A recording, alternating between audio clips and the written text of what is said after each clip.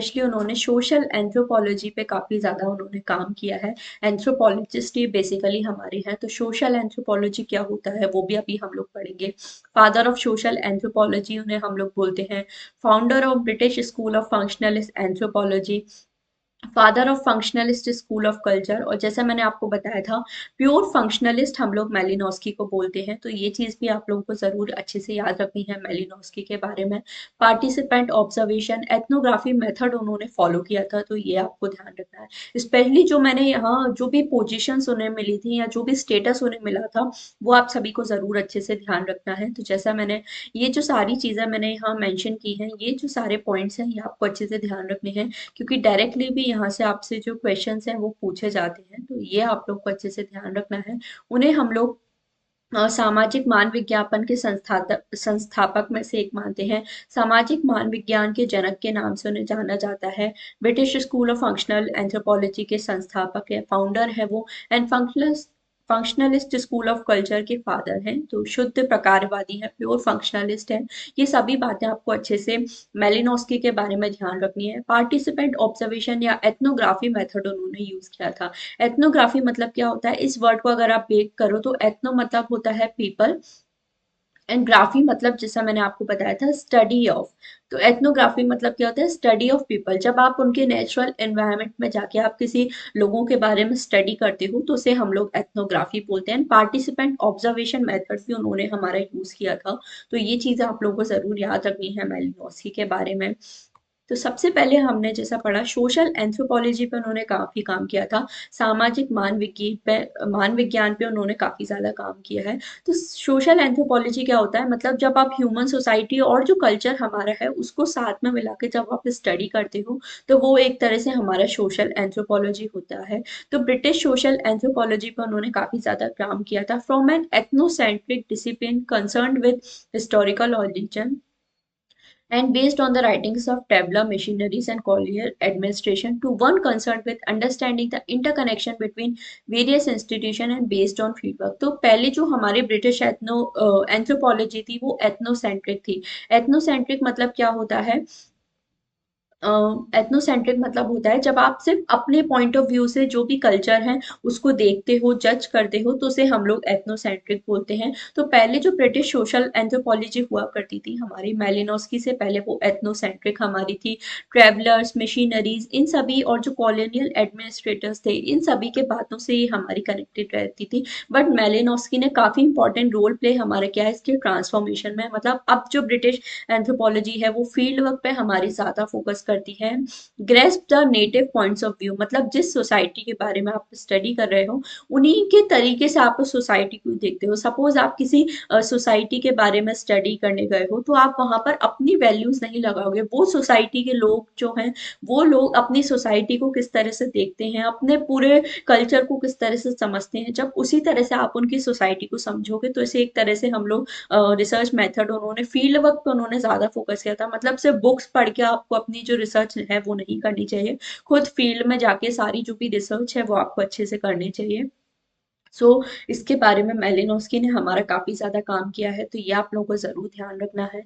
Next हम देखें, according to Malinowski it was necessary to study social behaviour and relation in a society within their cultural context. मतलब आप जिस society को पढ़ रहे हो उनको उन्हीं के ही कल्चरल कंटेक्स्ट में, मतलब उन्हीं के ही सांस्कृतिक नजरिए से आपको समझने की जरूरत है। ये नहीं कि आप वहां पर अपना ही पॉइंट ऑफ व्यू लगाने लगो कि आपकी तरह से ये चीज सही होनी चाहिए। हो सकता है आपकी तरह से सही हो, बट उस सोसाइटी के जो एक्चुअल वहां के रहने वाले लोग हैं उनका क्या पॉइंट ऑफ व्यू है, उनका क्या नजरिया है किसी भी चीज को हमारा देखने का। तो ये चीज आपको बहुत अच्छे से समझना जरूरी है, जिस पर मेलिनोस्की फोकस करते थे। और जैसा हमने पढ़ा पार्टिसिपेंट ऑब्जर्वेशन की, वो हमारी सबसे ज्यादा बात करते थे। तो ये आप लोगों को जरूर ध्यान रखना है कि कैसे जो रिसर्चर है खुद वहां जाके सहभागी या फिर प्रतिभागी अवलोकन भी इसे हम लोग बोलते हैं, कि रिसर्चर को है खुद वहां जाना चाहिए। सपोज आप किसी सोसाइटी में जा रहे हो, जैसे आज के टाइम पे लोग ट्राइबल कम्युनिटीज पे स्टडी करते हैं, तो लोगों से पार्टिसिपेंट ऑब्जर्वेशन में क्या होगा, आप खुद उस ट्राइबल कम्युनिटी के लोगों के साथ रहने जाओ, उनकी जिस तरह से सारी चीजें चलती हैं, कैसे वो लोग डेली उठते हैं, कैसे अपना काम करते हैं, मतलब उनकी हैबिट्स को जब आप उन्हीं की सोसाइटी में, उन्हीं के साथ उनकी एक्टिविटीज में पार्टिसिपेट करके जब आप स्टडी करते हो, तो उसे हम लोग पार्टिसिपेंट ऑब्जर्वेशन बोलते हैं, जिसके बारे में मेलिनोस्की हमारी बात करती हैं। तो ये सब भी आपको अच्छे से ध्यान रखना है, जो भी उनके एक्शंस है नॉर्म को, उनको आपको अच्छे से ऑब्जर्व करना होता है, अच्छे से अनुभव करना होता है, देखना होता है कि किस तरह से सारी चीजें उनकी सोसाइटी में चलती हैं। तो ये पार्टिसिपेंट ऑब्जर्वेशन का मेथड है, जिस पर मेलिनोस्की सबसे ज्यादा फोकस करते हैं। तो यूनिट 2 जब हम लोग रिसर्च मेथडोलॉजी पढ़ेंगे, तो वहां पर भी आपसे इस टाइप के क्वेश्चन पूछे जाते हैं कि पार्टिसिपेंट ऑब्जर्वेशन मेथड किसने यूज किया था। तो आपको ध्यान रखना है मेलिनोस्की हैं जिन्होंने पार्टिसिपेंट ऑब्जर्वेशन मेथड हमारा यूज किया था। तो इनका नेम आप सभी लोगों को जरूर अच्छे से ध्यान रखना है। नेक्स्ट हम लोग बात करें मेलिनोस्की की क्या क्या हमारी थ्योरीज थी, प्रिंसिपल्स थे, वो सभी हम लोग अभी क्लास में अपने देखने वाले हैं एक एक करके। सबसे पहले हम लोग बात करें मेलिनोस्कीज क्रिटिसिज्म ऑफ इवोल्यूशनिस्ट एंड डिफ्यूजनिस्ट। तो मेलिनोस्की ने काफी ज्यादा क्रिटिसाइज, आलोचना हमारी की थी जो भी इवोल्यूशनिस्ट थे एंड जो डिफ्यूजनिस्ट थे। इवोल्यूशन मतलब जैसे मेलिनोस्की के पहले के जो लोग थे, ऑगस्ट कोम्टे हैं हमारे, हर्बर्ट स्पेंसर हैं, ये सब क्या है हमारे इवोल्यूशन के बारे में बात करते थे। तो मेलिनोस्की ने क्या किया था, इनको काफी ज्यादा हमारा क्रिटिसाइज किया था। कैसे क्रिटिसाइज किया था वो आप लोगों को पढ़ना है। और डिफ्यूजनिस्ट जो है वो जो कल्चर के प्रचार प्रसार के बारे में, मतलब कल्चर को फैलाने के बारे में हमारी बात करते थे, तो उनको हमारा काफी ज्यादा मेलिनोस्की ने हमारा क्रिटिसाइज किया था। उन्होंने ये बताया था he was critical of the earlier evolutionist and the diffusionist whose emphasis was on the study of forms of culture और cultural institution without explaining their culture functions. तो उन्होंने इस चीज के लिए काफी ज्यादा क्रिटिसाइज किया था, जो पहले के हमारे डिफ्यूजनिस्ट थे, जो कल्चर के प्रचार प्रसार या कल्चर को एक कल्चर से दूसरे कल्चर में फैलाने के बारे में बात करते थे। तो वो ये बोलते थे कि वो सिर्फ फॉर्म्स ऑफ कल्चर को स्टडी कर रहे हैं, बट कल्चर के क्या हमारे फंक्शन है उसको ये हमारा स्टडी नहीं करते हैं। तो सिर्फ कल्चर हमारा कैसे बढ़ता है, कैसे इवॉल्व होता है, कैसे हम लोग कल्चर का प्रचार प्रसार कर सकते हैं, सिर्फ उस पर ही वो हमारा फोकस करते थे। बट उसके जो एक्चुअल फंक्शंस है, मतलब क्या हमारा कार्य करते हैं, उस पर ये ज्यादा फोकस नहीं करते थे। तो इसलिए काफी ज्यादा उन्होंने क्रिटिसाइज किया था। He was critical of the concept of survival, maintaining that no custom or institution is functionless।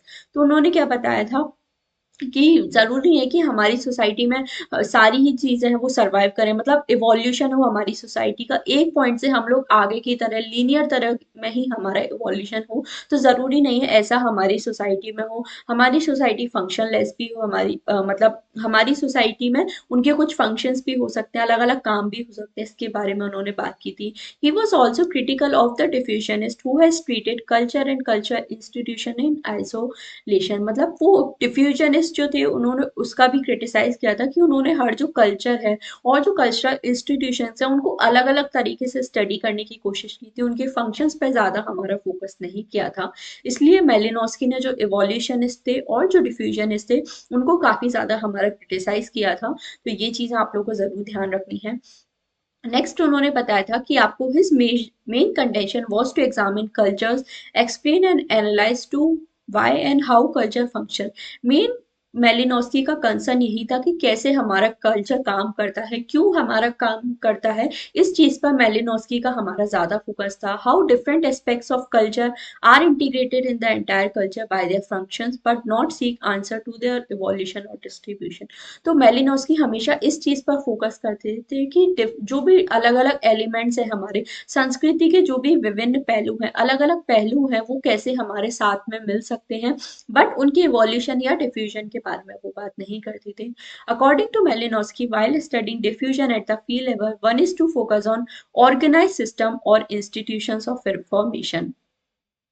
तो मेलिनोस्की ने हमारी क्या बात की थी कि जब भी आप डिफ्यूजन की हमारे बात करो तो आपको सिस्टम ऑफ इंस्टीट्यूशंस है या डिफ्यूजन है उसके बारे में आपको मेन फोकस करना चाहिए। कि जब आप डिफ्यूजन मतलब कैसे हमारा कल्चर का फैलाव हो रहा है, तो उसके जो भी डिफरेंट सिस्टम है या इंस्टीट्यूशंस है, जो हमारी संस्था है, वो कैसे हमारी ट्रांसफर हो रही है, ट्रांसफॉर्म हो रही है, कैसे हमारी बदल रही है, इस पे हमारा फोकस करना चाहिए। और एक बहुत फेमस कोट भी उन्होंने दिया था, classical evolutionism was a limbo of conjectural reconstruction, मतलब जो पहले के हमारे इवोल्यूशनिस्ट थे, जो पहले के क्लासिकल थिंकर्स थे, वो हमारे सिर्फ कंजेक्चुरल रिकंस्ट्रक्शन, कंजेक्चुरल मतलब क्या होता है, जब आप अपने अनुमान पे ही सारी चीजों के बारे में बात कर रहे हो कि कैसे हमारी चीजें सिर्फ लीनियर तरीके से इवॉल्व होती है, मतलब छोटे से आगे की तरफ प्रोग्रेस ही करती है, उसमें कुछ भी प्रॉब्लम्स हमारी नहीं होती। तो इसको उन्होंने काफी ज्यादा क्रिटिसाइज किया था। ये कोट आपसे एग्जैक्टली भी कई बार पूछा जा चुका है, तो ये आपको अच्छे से ध्यान रखना है। तो आई होप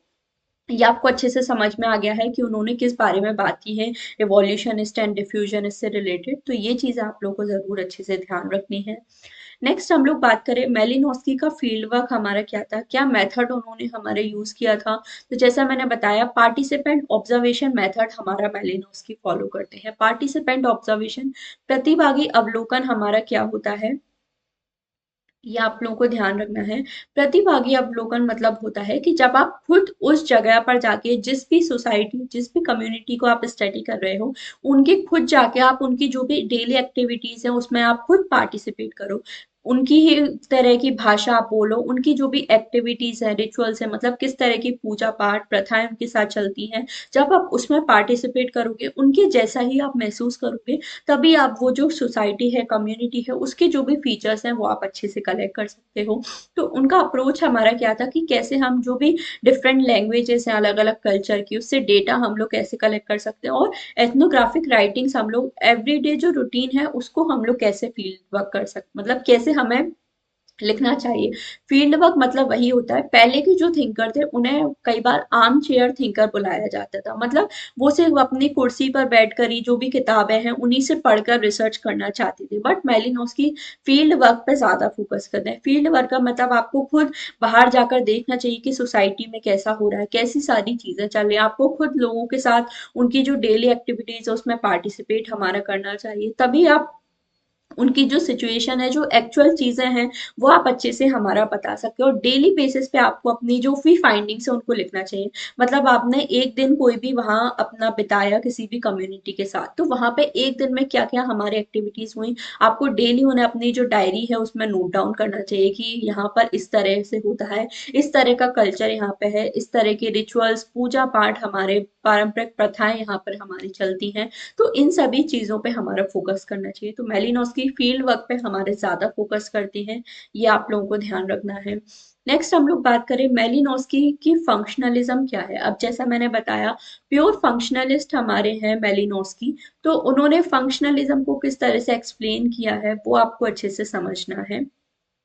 तो ये जो बुक है, उन्होंने अपनी book a scientific theory of culture and other essays and dynamics of culture change, इन दोनों ही बुक्स के नेम भी आप लोगों को ध्यान रखना है, क्योंकि बुक्स के नेम आपसे अब पूछ लिए जाते हैं कि किस बुक में कौन से टॉपिक के बारे में उन्होंने बात की है। तो ये जो बुक्स के नेम है वो आप लोगों को जरूर याद रखना है। तो अ scientific theory of culture and other essay and dynamics of culture change, ये जो दोनों बुक हैं, इसमें हमारे डिफरेंट जो कल्चर का जो टॉपिक है, जो फंक्शनलिज्म है, इसके बारे में उन्होंने अपना बताया है इन दो बुक्स में। एंड कल्चर के पर्सपेक्टिव से उन्होंने मोस्टली हमारा जो फंक्शनलिज्म है उसको हमारा एक्सप्लेन किया है। तो डिफरेंट जो पार्ट्स हैं कल्चर के, उस पर उन्होंने हमारी बात की है। तो ये चीज आपको अच्छे से ध्यान रखना है। कल्चर का काफी इंपॉर्टेंट रोल प्ले हमारा किया है मेलिनोस्की में।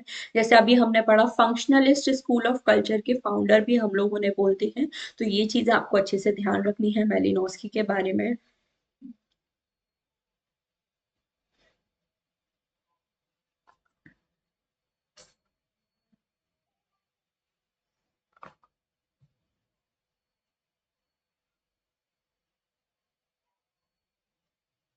आई होप यहाँ तक आप सभी को क्लियर है, और किसी को कोई डाउट है तो वो आप मुझे बता सकते हो।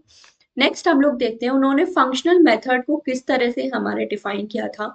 The functional view of culture lays down the principle that in every type of civilisation, every custom, material, object, idea and belief fulfill some vital function, has some task to accomplish, represent an indispensable part within a working whole। तो उन्होंने क्या बताया है कि हर society में जो हमारा culture है वो कुछ ना कुछ प्रिंसिपल्स अपना बताता है। हर सोसाइटी, हर सिविलाइजेशन में, हर हर कस्टम में, मटेरियल ऑब्जेक्ट में, आइडिया बिलीफ में जो कल्चर है वो हमारा कुछ ना कुछ फंक्शन है, अपना काम अपना प्ले करता है। हमारे जो भी टास्क है उनको फुलफिल करने का काम करता है, एक तरह से रिप्रेजेंटेशन अपना करता है। तो इसके बारे में उन्होंने बात की है। यहाँ पर वो मेनली जो रोल ऑफ इंस्टीट्यूशंस हैं उस पे हमारा ज्यादा फोकस करते हैं कि डिफरेंट जो भी सोसाइटी का कल्चर है उसमें जो भी अलग अलग इंस्टीट्यूशन है वो कैसे हमारे इंसान की जो नीड्स हैं, आवश्यकता है, उनको कैसे हमारा फुलफिल कर सकते हैं। तो अभी हम लोग पढ़ेंगे कि जो मेलिनोस्की हैं वो उन्होंने अपनी फंक्शनल नीड थ्योरी भी दी है कि इंसान की क्या क्या ज़रूरतें होती हैं, हमारी आवश्यकताएं हमारी होती हैं, उनको हमारा जो कल्चर है वो किस तरह से पूरा करता है। तो इसके बारे में मेलिनोस्की हमारे बात करते हैं। तो हमारी जो ज़रूरतें हैं उनको हमारी जो संस्कृति है वो कैसे पूरा करती है, इसके बारे में मेलिनोस्की हमारी बात करते हैं। तो ये आपको अच्छे से ध्यान रखना है। डिफरेंट संस्थाओं का क्या भूमिका है, क्या रोल है डिफरेंट इंस्टीट्यूशंस का, इसके बारे में मेलिनोस की बात करते हैं। तो ये आप सभी को अच्छे से ध्यान रखना है। उन्होंने क्या बताया, डिफरेंट जो भी एस्पेक्ट्स हैं हमारे कल्चर के वो सब इंटरडिपेंडेंट है एंड इंटर रिलेटेड है। तो जैसा हमने पढ़ा मेलिनोस की एक फंक्शनलिस्ट है, तो वो ये बात करते हैं डिफरेंट जो भी अलग अलग हमारे पार्ट्स हैं कल्चर के वो सब क्या है, एक दूसरे के ऊपर इंटरडिपेंडेंट है, मतलब एक का काम दूसरे के बिना नहीं हो सकता। तो इंटरडिपेंडेंट और आपस में एक दूसरे से रिलेटेड भी है हमारे। तो इसके बारे में मेलिनोस की बात करते हैं। नेक्स्ट हम लोग देखें, it is Malinowski who claims the creation of separate school of functional school.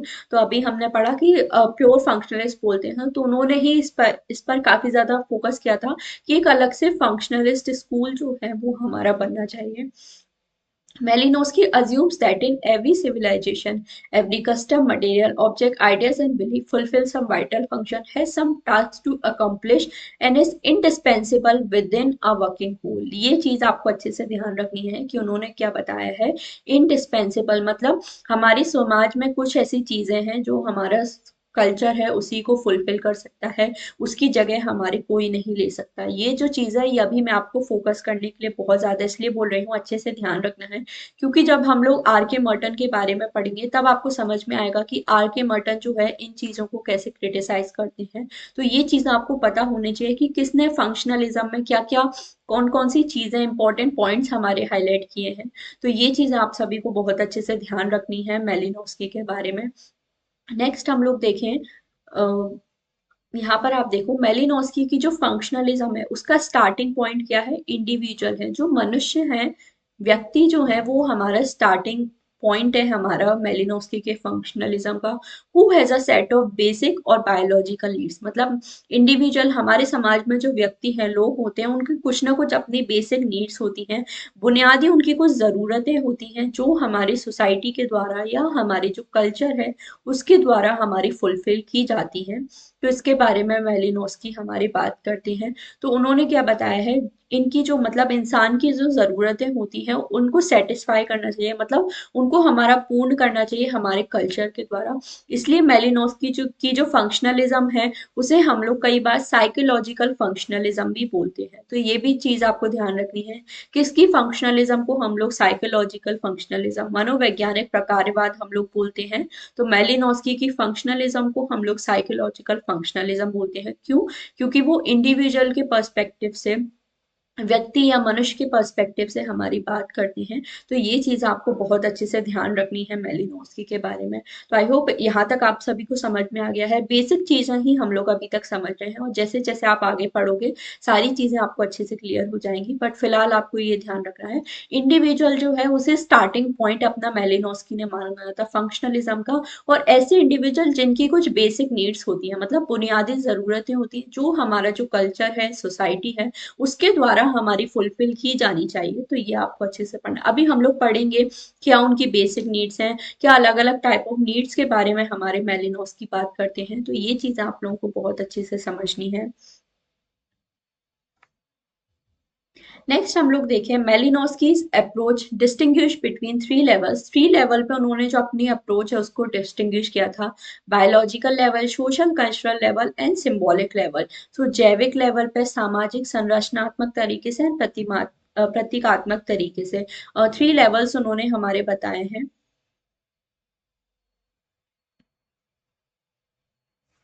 यहाँ पर आप देखो, सबसे पहले जो बायोलॉजिकल नीड्स हैं वो हमारी आती हैं। फिर हमारा जो सोशल कल्चरल सिस्टम है वो आता है।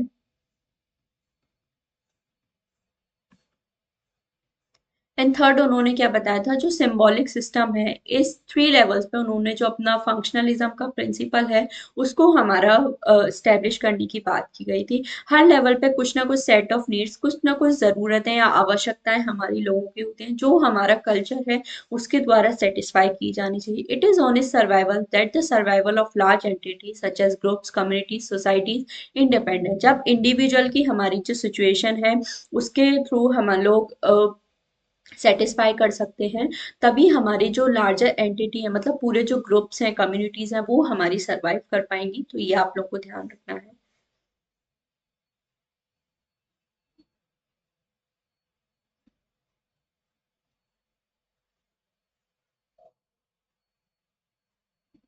एक सेकंड मुझे दीजिए।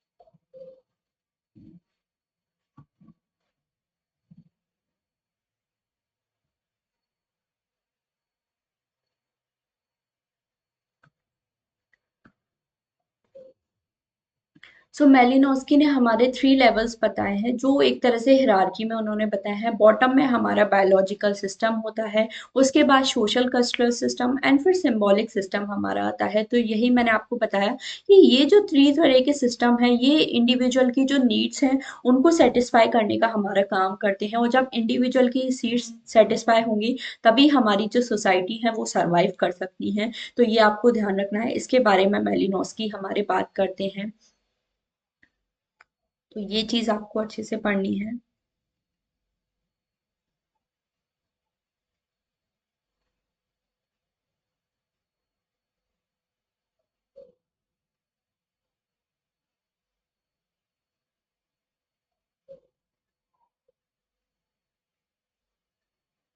एक सेकंड मुझे दीजिए।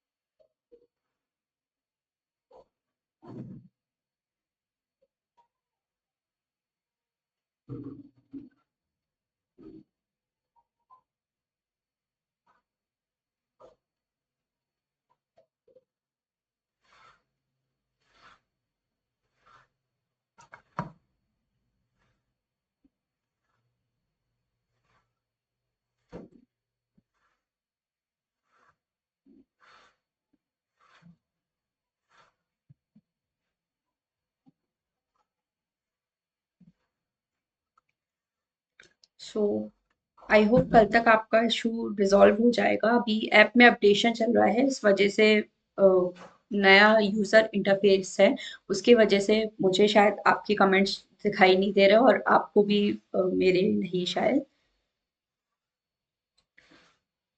तो कल तक ये इशू सॉल्व हो जाएगा, तो आई थिंक कोई टेंशन नहीं है। अभी आप समझ लीजिए, कल की क्लास में आपके जो भी डाउट्स हैं वो मैं क्लियर कर दूंगी। सो यहाँ पर अगर हम लोग देखें, सबसे पहले मेलिनोस्की की ना, जैसे मैंने बताया कल्चर पे उन्होंने काफी ज्यादा काम किया है, तो यहाँ पर आप देखो, culture is the kernel of Malinowski's approach. Kernel मतलब क्या होता है, सेंटर पॉइंट है, मेन थीम जो है मेलिनोस्की के अप्रोच का, वो क्या है, हमारा कल्चर ही है। तो इसके बारे में मेलिनोस्की बात करते हैं, क्योंकि जैसा मैंने बताया कल्चर जो है मतलब हमारी सोसाइटी की जो संस्कृति है, वो हमारी सारी जो नीड्स है, ज़रूरतें हैं, उनको हमारा सेटिस्फाई करने का, आवश्यकताओं को पूरा करने का हमारा काम करती है। It is a need serving and need fulfilling system. तो कल्चर को उन्होंने क्या बताया है, ये जो कल्चर है हमारी सोसाइटी का, वो हमारी जो नीड्स हैं उनको हमारा फुलफिल या सेटिस्फाई करने का काम करता है। Because of this role of culture is satisfying biological need, that Malinowski's functionalism is also known as biocultural functionalism. तो मेलिनोस्की की कल्चरल फंक्शनलिज्म को हम लोग बायोकल्चरल फंक्शनलिज्म भी बोलते हैं। ये भी आप लोगों को जरूर ध्यान रखना है। बायोकल्चरल फंक्शनलिज्म हम लोग मेलिनोस्की की फंक्शनलिज्म को इसलिए बोलते हैं क्योंकि हमारा जो कल्चर है वो हमारी बायोलॉजिकल जो नीड्स हैं उसको सेटिस्फाई करने का काम करता है। अभी ये चीज अभी मैं आपको जो उनकी नीड थ्योरी जब अच्छे से समझाऊंगी तो आपको और अच्छे से समझ में आ जाएगा कि कैसे हमारा जो कल्चर है वो हमारी नीड्स को सेटिस्फाई करता है। बट फिलहाल आपको ये ध्यान रखना है कि जो कल्चर है, संस्कृति है, वो हमारा सेंटर पॉइंट है मेलिनोस्की की फंक्शनलिज्म का, और कल्चरल जो है हमारी बायोलॉजिकल नीड्स को सेटिस्फाई करने का हमारा काम करता है। इसलिए हम लोग मेलिनोस्की की फंक्शनलिज्म को बायोकल्चरल फंक्शनलिज्म भी बोलते हैं। तो ये आप लोगों को ध्यान रखना है। नेक्स्ट उन्होंने कल्चर के जो कंसेप्ट में क्या क्या हमारे इंपॉर्टेंट चीजें बताई हैं, तो वो भी आपको समझना है। सबसे उन्होंने बताया कल्चर में हमारा क्या आता है, जो भी मटेरियल कल्चर है, different categories of human activities and constitutional charters for social groups and belief. तो मटेरियल कल्चर में जो भी हमारे इम्प्लीमेंट्स हैं, कंज्यूमर गुड्स हैं, मतलब क्या हमारी चीजें हैं, हमारे कल्चर की, सोसाइटी की जो भी आर्टिफिक्स हैं, हमारे फिजिकल ऑब्जेक्ट हैं, वो एक तरह से हमारा किस में आता है, मटेरियल कल्चर में आता है। मतलब मटेरियल कल्चर मैंने आपको समझाया था, ऐसी चीजें जो आप डायरेक्टली ऑब्जर्व कर सकते हो, जैसे आर्टिफैक्ट्स, मतलब आपके कल्चर में कोई ऐसे आर्टिफैक्ट्स, जैसे पुराने राजा महाराजाओं की कोई हमारी चीजें होती हैं, तो वो क्या है, एक तरह से आर्टिफैक्ट है। जैसे पुराने कल्चर में हम लोग देखें, सपोज अगर पहले के कल्चर में हम लोग देखें, जो मिट्टी के बर्तन हैं वो हमारे यूज हो रहे होते हैं, तो वहां पर हमारा क्या होता है, वो क्या है, एक तरह से मटेरियल कल्चर है, फिजिकल ऑब्जेक्ट है, तो वो किसी एक कल्चर को हमारे दर्शाते हैं। आज के टाइम पे हम लोग देखें तो जो स्टील प्लेट्स हैं या ग्लास के प्लेट्स हमारे यूज होते हैं। इसी तरह से हम लोग अगर कहीं और जैसे राजस्थान देखें तो वहां पर आप देखो जो पीतल है, कॉपर के बर्तन हमारे चलते हैं। मतलब हर कल्चर के अलग अलग अपने आर्टिफैक्ट्स होते हैं, तो ये उन्होंने बताया है, ये भी हमारा पार्ट है एक तरह से कल्चर का। नेक्स्ट उन्होंने बताया है concrete categories of human activities covered by the term custom which include elements of social organisation. तो कैटेगरीज ऑफ ह्यूमन एक्टिविटी में मतलब हमारी सोसाइटी के जो कस्टम है, हमारी सोसाइटी की जो प्रतिभा है, प्रथा है, मतलब किस तरह के रीत रिवाज हमारी सोसाइटी के चलते हैं, तो वो इसमें हमारा आता है। Constitutional charters for social groups and belief included cultural objects and also some aspect of social organisation. मतलब सोशल ग्रुप के हम लोग कैसे ऑर्गेनाइज होते हैं, कैसे ग्रुप हमारे बनते हैं, उनके किस तरह से रूल्स रहते हैं, क्या कल्चरल ऑब्जेक्ट इनके पास रहते हैं, तो ये सारी चीजें हमारे मेलिनोस्की के कल्चर के कंसेप्ट में आती हैं। तो एक ब्रीफ आइडिया इनका आपको होना चाहिए। तो जो चीजें मैंने हाईलाइट की हैं वो भी आप लोग नोट डाउन यहाँ पे कर सकते हो, तो ये चीजें आप लोग को ध्यान रखनी है। नेक्स्ट उन्होंने बताया है Malinowski treated culture as almost everything that concern human life and action and that it was not a part of human organism as a psychological system. तो मेलिनोस्की ने कल्चर को हर तरीके से, उन्होंने क्या बताया, कल्चर में हमारी सोसाइटी की सारी चीजें आ जाती हैं। तो जैसे इसलिए उन्होंने कल्चर को अपना सेंटर पॉइंट अपना रखा है, जो संस्कृति है उसे इसलिए अपना सेंटर पॉइंट रखा है हमारा मेलिनोस्की की फंक्शनलिज्म का। तो ये चीज आपको ध्यान रखनी है। For Malinowski, culture was that form of behavior which individuals learned and held in common and pass on to other individuals. तो उन्होंने क्या बताया, हमारा कल्चर जो क्या है, एक तरह से फॉर्म ऑफ बिहेवियर है। आपकी सोसाइटी का कल्चर है वो आपको बिहेवियर का तरीका मतलब एक तरह से बताता है। जैसे अमेरिकन सोसाइटी है, वहां पर बोलने का तरीका अलग है, वहां का कल्चर अलग है। इंडियन सोसाइटी में बोलने का तरीका अलग है, यहाँ का कल्चर अलग है। तो हमारा जो बिहेवियर है वो हमारे कल्चर से डिटरमाइन होता है, ये हमारा कॉमन होता है। मतलब एक जगह के जो लोग हैं उनका कल्चर एक तरह से होगा, दूसरी जगह के जो लोग हैं उनका आपस में कल्चर अपना एक जैसे होगा। जैसे इंडियन सोसाइटी है तो उनका अपना अलग कल्चर होगा, और सभी का, इंडियन है तो उन सभी का कॉमन कल्चर होगा। उसी तरह से अगर अमेरिकन सोसाइटी है तो वहां पे अपना अलग कल्चर होगा, और उन लोगों के लिए उनका जो कल्चर है वो कॉमन हमारा होगा। और ये जो कल्चर है पास होता है एक इंडिविजुअल से, मतलब एक इंडिविजुअल है, आपकी जनरेशन में जो आपका कल्चर है यही जो चीज़ आप आगे आने वाले अपने जो जनरेशन, मतलब आपके जो भी पेरेंट्स हैं, छोटे भाई बहन हैं, बच्चे हैं, तो उनको आप ये चीज़ें सिखाओगे। तो कल्चर जो है वो हमारा पास ऑन होता रहता है एक इंसान से दूसरे इंसान में। तो Malinowski in a way used culture equivalent to society और सोशल सिस्टम। तो मेलिनोस्की ने कल्चर को एक तरह से समाज या फिर सामाजिक व्यवस्था की तरह ही हमारा बताया है। तो ये चीजें भी आप लोगों को अच्छे से ध्यान रखनी है मेलिनोस्की के बारे में। तो आई होप यहाँ तक आप सभी को अच्छे से समझ में आ गया है कि कल्चर को सबसे ज्यादा इंपॉर्टेंस मेलिनोस्की ने अपनी दी है, अपनी पूरी जो भी उनकी फंक्शनलिस्ट थ्योरी है। तो ये चीज आप लोगों को अच्छे से ध्यान रखनी है। नेक्स्ट उन्होंने बताया है टेक्निक्स, उन्होंने बताया है कि किस तरह से हम जो हमारा कल्चर है उसको हम लोग कैसे स्टडी कर सकते हैं, कैसे हम लोग समझ सकते हैं। तो क्या क्या टेक्निक्स उन्होंने बताई हैं वो हम लोग एक बार देख लेते हैं। He advance the method of statistic documentation by concrete evidence for outlining the institution and customs of a culture.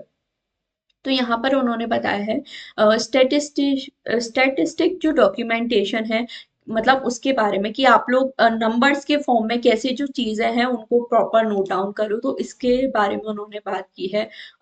इस तरह से हम लोग जो कस्टम्स हैं सोसाइटीज को उनको एक्सप्लेन कर सकते हैं। He wanted the field worker to understand elements of an activity and links between its separate aspects from anyone's description elicited from pupil and observation of actual class। तो वही बात है, फील्ड वर्कर को उन्होंने क्या बताया है, ऐसे लोग जो हमारे फील्ड वर्क करने के लिए जाते हैं उनको सारी चीजें हमारी नोट डाउन करनी चाहिए। डिफरेंट जो भी ओपिनियंस है लोगों की, मतलब लोगों की क्या राय है हमारी, किस तरह से डिस्क्रिप्शन वो हमारा देते हैं, मतलब पूरी जो सिचुएशन है। अब सपोज कोई घटना हुई है, कोई मतलब कहीं पर सपोज आग लगी है हमारी, ठीक है, तो वहां पर क्या हो गया, अब आप वहां पर स्टडी करने जाओगे, फील्ड वर्क करने जाओगे, तो वहां पे आप लोगों का ओपिनियन जानोगे, राय जानोगे कि क्यों हमारी आग लगी या कैसे हमारा हादसा हुआ। तो इसे हम लोग क्या बोलेंगे, एक तरह से पार्टिसिपेंट ऑब्जर्वेशन की। आप लोग वहां पर खुद जाके पूरी जो चीजें हैं ऑब्जर्व कर रहे हो।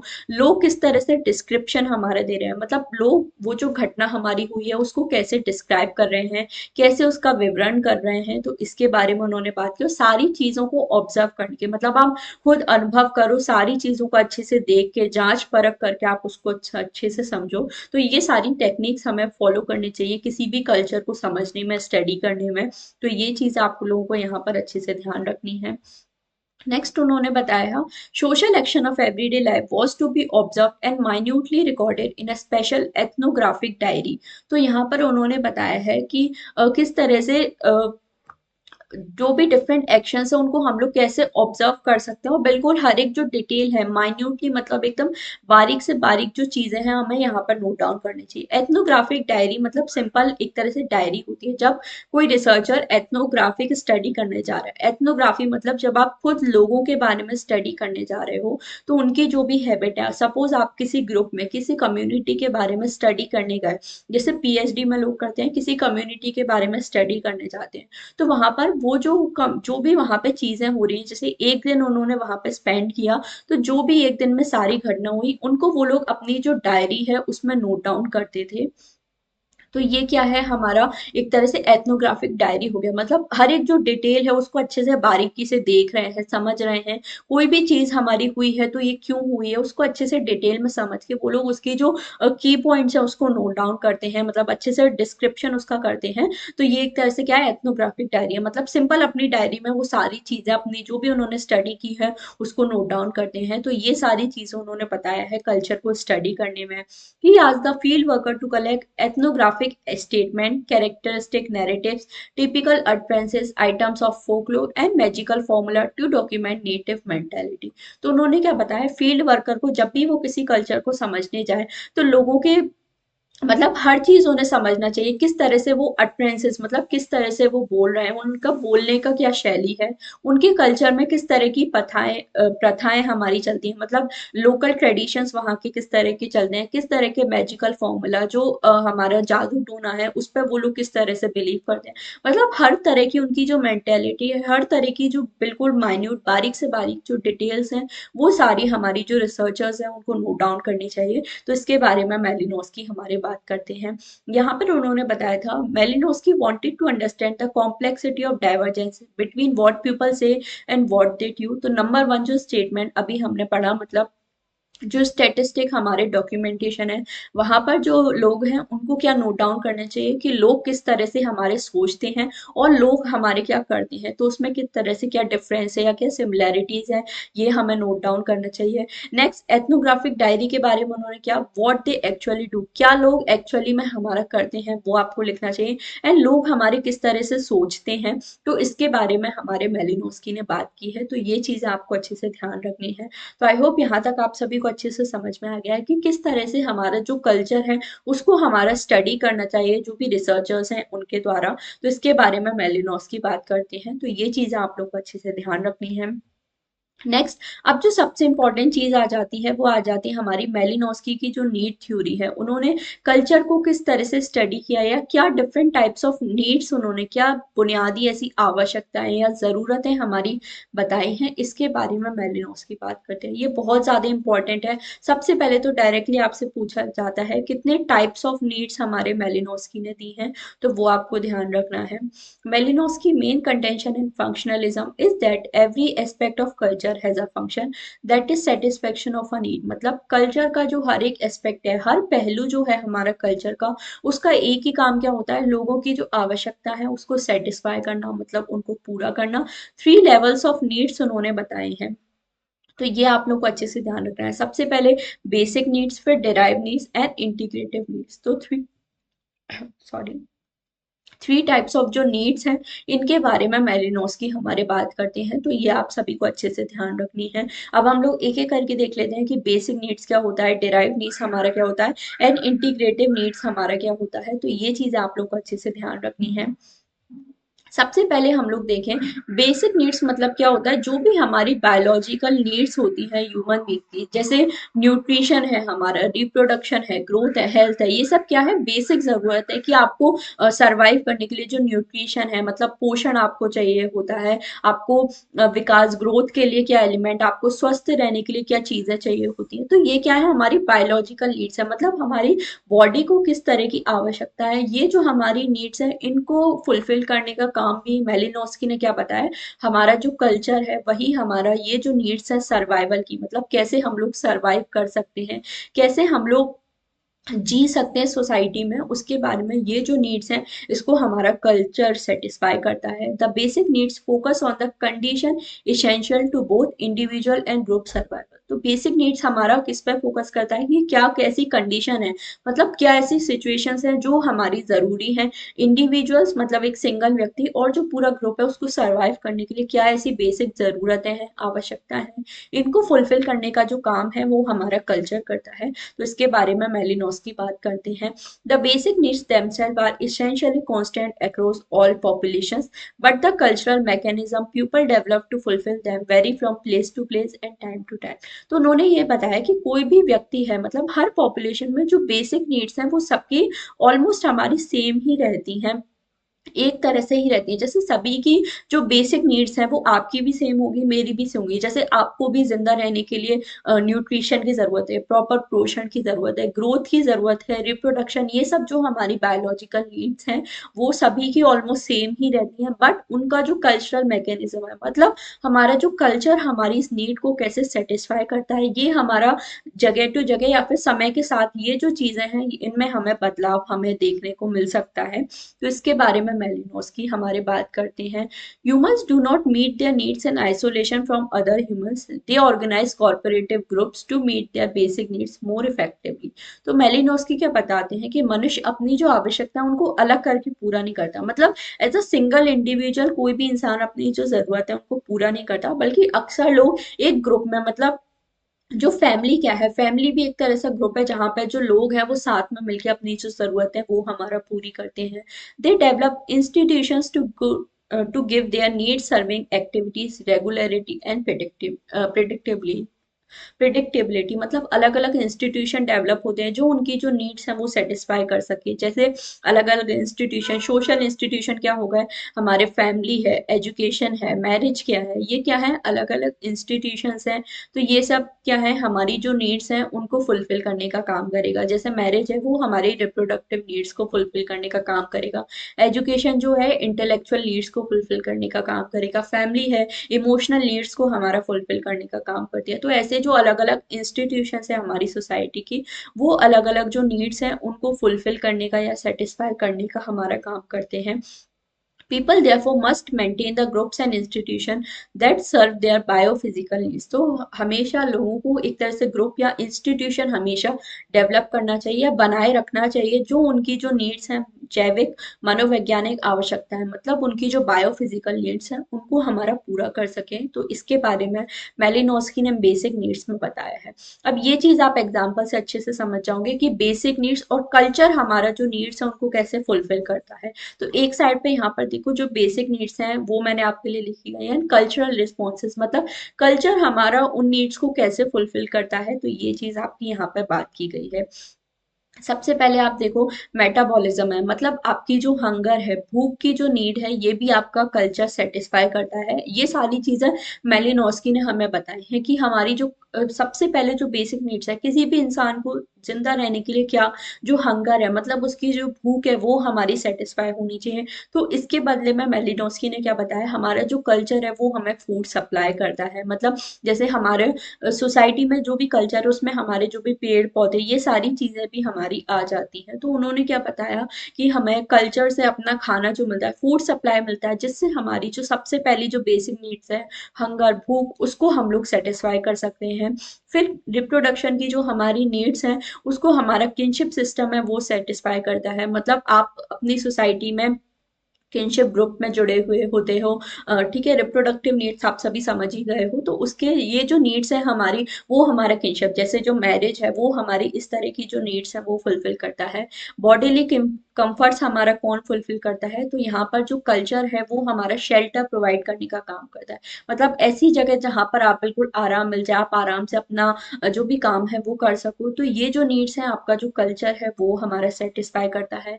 फिर हमारी जो सेफ्टी की नीड्स हैं वो भी कल्चर एक तरह से हमें प्रोटेक्शन प्रोवाइड करने का काम करता है। तो जैसा मैंने बताया था, मेलिनोस्की ने कल्चर को एक तरह से सोसाइटी की इक्वल ही हमारा, या फिर सोशल सिस्टम के इक्वल ही हमारा उन्होंने बताया था। तो यही आप समझो एक तरह से कि हमारी जो भी नीड्स हैं उसे हमारी सोसाइटी या जो हमारा सोशल सिस्टम है, सामाजिक व्यवस्था हमारी किस तरह से चल रही है, यही सारी हमारा सेटिस्फाई करता है। जैसे हेल्थ है, हेल्थ आपकी कैसे सही रहेगी, जब प्रॉपर हाइजीन मिलेगा। तो हाइजीन भी आपको जो सोशल सिस्टम है, जो सामाजिक संस्था है या व्यवस्था है, वो आपको ये सारी चीजें प्रोवाइड करेगी।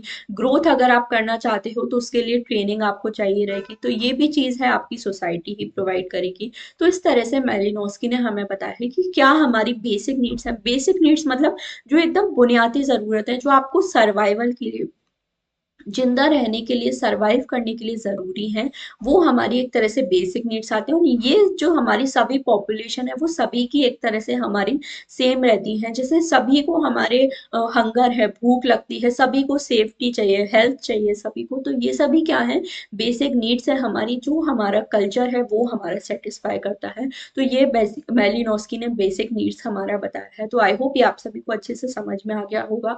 सिंपल चीज है, एक आध बार और देखोगे तो आपको अच्छे से ये चीज क्लियर हो जाएंगी। फिर नेक्स्ट उन्होंने बताया था, फिर आती है हमारी जो डिराइव नीड्स है।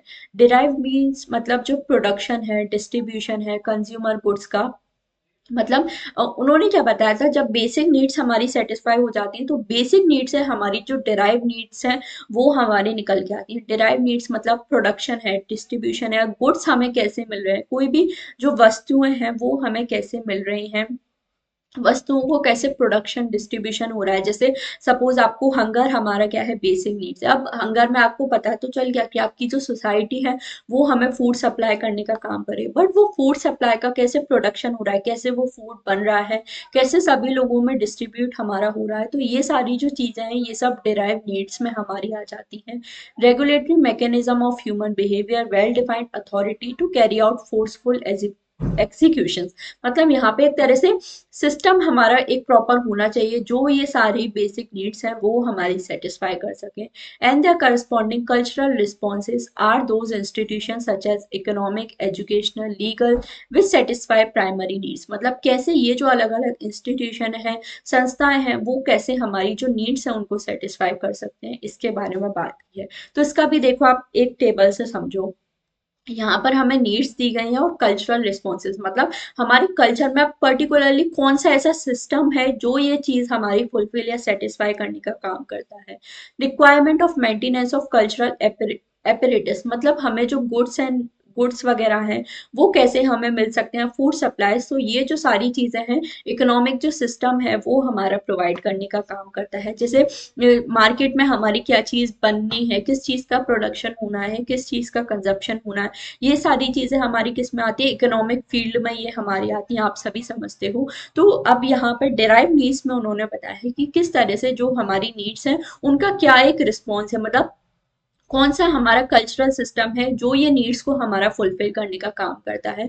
तो डिराइव नीड्स उन्होंने क्या बताया कि बेसिक नीड्स से हमारी निकल के आती है। अब बेसिक नीड्स हमारी क्या आती है कि आपको भूख लग रही है, अब उसके बाद इससे हमारी डिराइव नीड्स हमारी क्या डेवलप हुई कि किस तरह से आपको जो फूड है वो हमारा मिल रहा है, मतलब कहाँ से आपको सप्लाई हो रहा है, तो ये एक तरह से डिराइव नीड है। और डिराइव नीड्स में हमें पता है कि जो इकोनॉमिक सिस्टम है वो आपको गुड्स या फिर फूड वगैरह है उनको सप्लाई करने का काम करता है। उसी तरह से ह्यूमन बिहेवियर को जो रेगुलेट करने का काम है वो हमारा सोशल कंट्रोल करता है। सोशलाइजेशन का काम हमारा एजुकेशन का है। और अथॉरिटी मतलब किस चीजों का, किन लोगों का हमारे ऊपर राज होना चाहिए, या किस तरह से जो हमारा पॉलिटिकल, हमारी पूरी जो व्यवस्था है सोसाइटी का वो किस तरह से चलती है, तो ये जो काम है हमारा पॉलिटिकल ऑर्गेनाइजेशन है ये हमारा काम फुलफिल करने का ट्राई करता है। तो इसके बारे में हमारे मेलिनोस की बात करते हैं। तो आई होप ये आपको अच्छे से समझ में आ गया, थोड़ा कंफ्यूजन लग सकता है आपको, बट एक आध बार आप और रिपीट करके अच्छे से देखोगे ना तो ये सारी चीजें आपको क्लियर हो जाएंगी। अदरवाइज कल की क्लास में आप डेफिनेटली मुझसे ये सारी चीजें पूछ सकते हो। नेक्स्ट हम लोग देखें इंटीग्रेटिव नीड्स के बारे में, हमारे मेलिनोस की बात करते हैं। Malinowski argues that people will adhere to the requirements of their groups and institution only if they become committed to the norms and standards that guide behaviour. तो इंटीग्रेटिव नीड्स में हमारी सोसाइटी की एक तरह से जो नॉर्म्स हैं, behaviour है, सोसाइटी के जो भी हमारी एक तरह से कानून वगैरह है वो एक तरह से इंटीग्रेटिव नीड्स में हमारे आ जाते हैं। The phenomena such as tradition, normative standard of values, religion, art, language and other forms of symbolism belong according to Malinowski to the sphere of integrative needs, मतलब हमारी सोसाइटी के जो भी नॉर्म्स है, जितने भी ट्रेडिशन, जितने भी हमारी परंपराएं वगैरह चल रही हैं, जितने भी मूल्य हैं, धर्म है, कला है, भाषा है, ये सब क्या है एक तरह से हमारी इंटीग्रेटिव नीड्स है सोसाइटी की। जैसे इंटीग्रेटिव नीड्स में मतलब हमारी जो इमोशनल अटैचमेंट हम लोग किन चीजों से फील करते हैं वो सब हमारा किस में आ जाता है, इंटीग्रेटिव नीड्स में। मतलब कैसे आपका जो बिहेवियर है या कैसे हम लोग सोचते हैं, एक तरह से किन चीजों पे हमारी जो थिंकिंग है वो हमारी डेवलप होती है, तो ये एक तरह से इंटीग्रेटिव नीड में आ जाएंगी। जैसे आपकी जो सोच है, थिंकिंग है, आपका जो बिहेवियर है वो आपके सोसाइटी का जो भी कल्चर है या जो परंपरा जिस तरह से चलती है, जिस तरह का आर्ट एंड लैंग्वेज है आपकी सोसाइटी का, उसके बेसिस पे ही हमारी डिसाइड होती है। तो इंटीग्रेटिव नीड्स में हमारा क्या हो जाता है, जो भी रिक्वायरमेंट है ग्रुप्स की, इमोशनल अटैचमेंट से रिलेटेड या इस तरह की जो हमारी नीड्स हैं वो सब हमारी सोसाइटी फुलफिल करती है। तो जैसे सोसाइटी के जो भी नॉर्म्स हैं, वैल्यूज हैं, ये सब क्या हमारे इंटीग्रेटिव नीड्स को फुलफिल करने का काम करते हैं, इंटीग्रेटिव नीड्स में हमारे आती हैं। तो ये चीजें इन इस तरह से मैलिनोस्की ने जो डिफरेंट टाइप्स ऑफ नीड्स हैं उनके बारे में बात की थी। तो आई होप यहाँ तक आपको अच्छे से समझ में आ गया है कि क्या डिफरेंट टाइप्स ऑफ नीड्स हैं हमारी मैलिनोस्की की, और क्या कौन से ऐसे कल्चरल सिस्टम है जो इन नीड्स को हमारे फुलफिल करते हैं। तो वो चीज़ आपको अच्छे से ध्यान रखनी है। तो basic needs, derive needs and integrative needs के बारे में हमारे मैलिनोस्की बात करते हैं। तो ये चीज़ें आपको अच्छे से ध्यान रखनी है। नेक्स्ट अब उन्होंने कल्चर को किस तरह से फंक्शनल एनालिसिस हमारा किया था, जैसे हमने पढ़ा है फंक्शनलिस्ट हमारे मेलिनोस्की थे। तो फंक्शनल तरीके से उन्होंने कल्चर को हमारा कैसे डिस्क्राइब किया था वो हम लोग एक बार देख लेते हैं।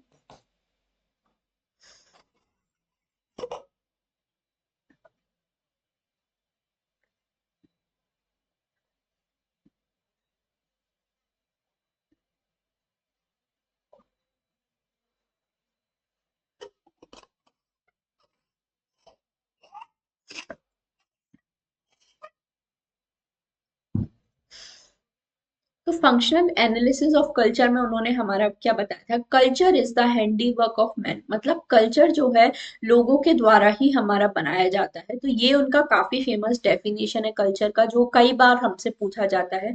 जैसे यूनिट 3 में जब आप कल्चर का भी टॉपिक पढ़ोगे ना, तो वहां पे भी आपको अलग अलग डेफिनेशंस पढ़नी होंगी कि कल्चर की कौन सी डेफिनेशन किसने दी है। तो ये जो कीवर्ड है वो आपको ध्यान रखने हैं कि कल्चर को as a handiwork of man हमारा मेलिनोस्की ने बताया है। तो ये चीज आप लोगों को अच्छे से यहाँ पर ध्यान रखनी है।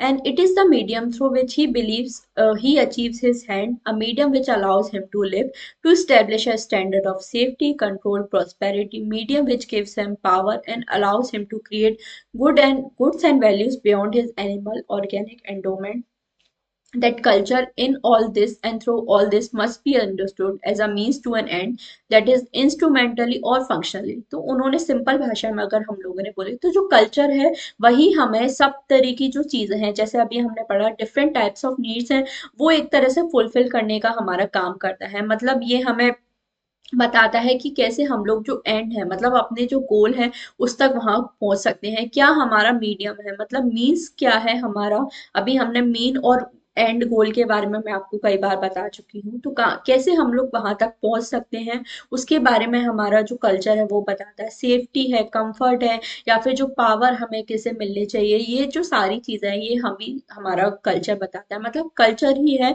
वो हमारा इस तरह से फंक्शन करता है, तो हमें उसे फंक्शनली समझना चाहिए। मतलब कल्चर कैसे हमारा फंक्शन करता है, कैसे वो अपना काम करता है, जिससे इंडिविजुअल की जो नीड्स हैं वो सभी हमारी सेटिस्फाई हो सकें। तो इसके बारे में मेलिनोस्की हमारी बात करते हैं। तो ये चीजें आपको बहुत अच्छे से ध्यान रखनी है।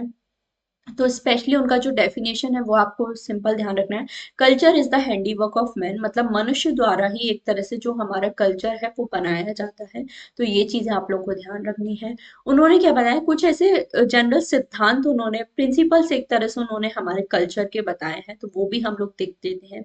Culture is essentially an instrumental apparatus by which man is put in a position to cope better with concrete specific problems that face him in his environment in the course of satisfying his needs. तो वही simple बात है कि culture जो है हमारी जो needs हैं, समस्या है, आवश्यकता है, उनको संतुष्ट करने का, उनको फुलफिल करने का हमारा काम करता है।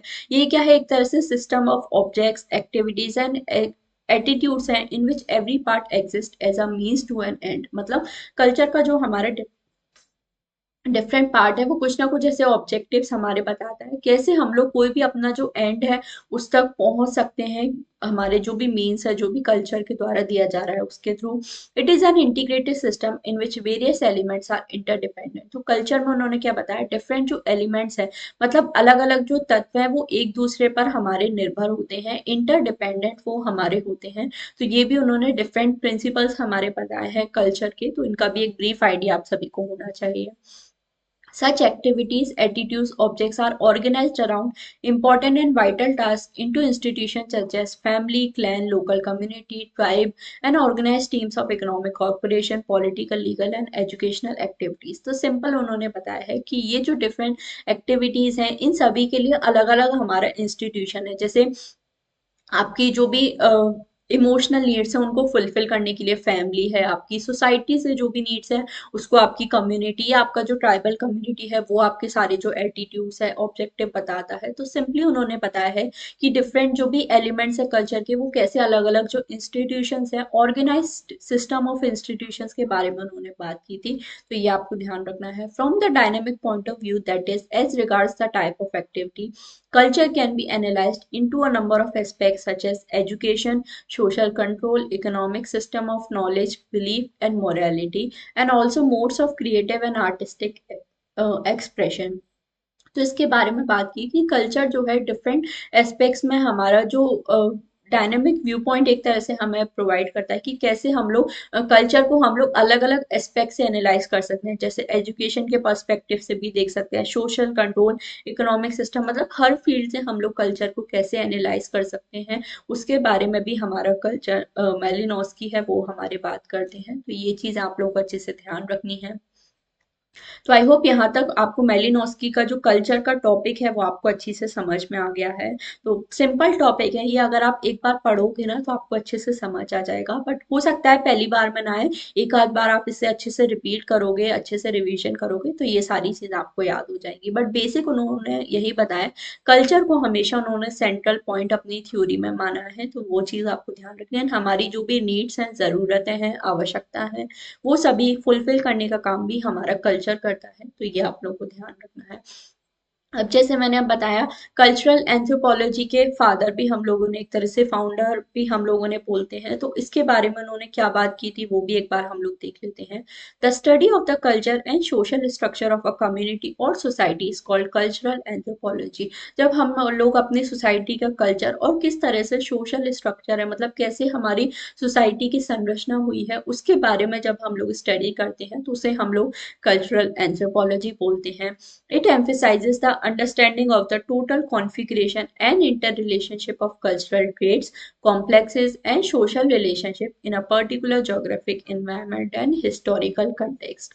तो उन्होंने बताया है कि कैसे हम लोग सोसाइटी में जो भी डिफरेंट एस्पेक्ट्स है, मतलब अलग अलग जो पार्ट है हमारे सोसाइटी के, उसमें किस तरह से इंटर रिलेशनशिप है, मतलब आपस में उनके बीच में किस तरह से हमारा अंतर संबंध है, उनको समझने का जो काम है वो हमारा कल्चरल एंथ्रोपोलॉजी करती है। कल्चरल ट्रेट मतलब क्या होता है? स्मॉलेस्ट यूनिट ऑफ कल्चर, सबसे जो छोटी यूनिट होती है हमारी कल्चर की, उसे हम लोग कल्चरल ट्रेट बोलते हैं। कल्चरल कॉम्प्लेक्सेस मतलब अलग अलग जो चीजें हैं वो जब मिल जाती हैं, किस तरह का सोशल रिलेशनशिप है, सामाजिक संबंध है, इन सभी चीजों के बारे में हम लोग कल्चरल एंथ्रोपोलॉजी में स्टडी करते हैं। ये एक तरह का सब्जेक्ट है जिसके बारे में मेलिनोस की बात करते हैं। तो ये आप लोग को ध्यान रखना है। नेक्स्ट हम लोग देखें, thus it is concerned with the influence of geographical and historical as well as social and psychological factor in the analysis of the development of culture, its present characteristic and the changes in undergoing। Culture anthropology is generally considered synonymous with social anthropology and ethnology। तो यहाँ पर हम लोग देखें, जो cultural anthropology है उसको कई बार हम लोग सोशल एंथ्रोपोलॉजी या फिर एथनोलॉजी भी हम लोग बोल देते हैं। तो उन्होंने क्या बताया है कि कल्चर को हम लोग डिफरेंट अलग अलग जो भी सारे फैक्टर्स हैं, जैसे जोग्राफिकल फैक्टर्स हैं, हिस्टोरिकल, सोशल या साइकोलॉजिकल, तो मतलब ये जो सारे हिस्टोरिकल फैक्टर, ऐतिहासिक तरीके से कैसे हमारा कल्चर डेवलप हुआ है, सोशल सामाजिक तरीके से क्या क्या एलिमेंट्स आ रहे हैं, मनोवैज्ञानिक मतलब साइकोलॉजिकल जो फैक्टर्स हैं, ये सभी फैक्टर में कल्चर हमारा कैसे डेवलप हुआ है, ये सारी चीजों के बारे में हम लोग सोशल एंथ्रोपोलॉजी में पढ़ते हैं। तो ये चीज आपको ध्यान रखनी है।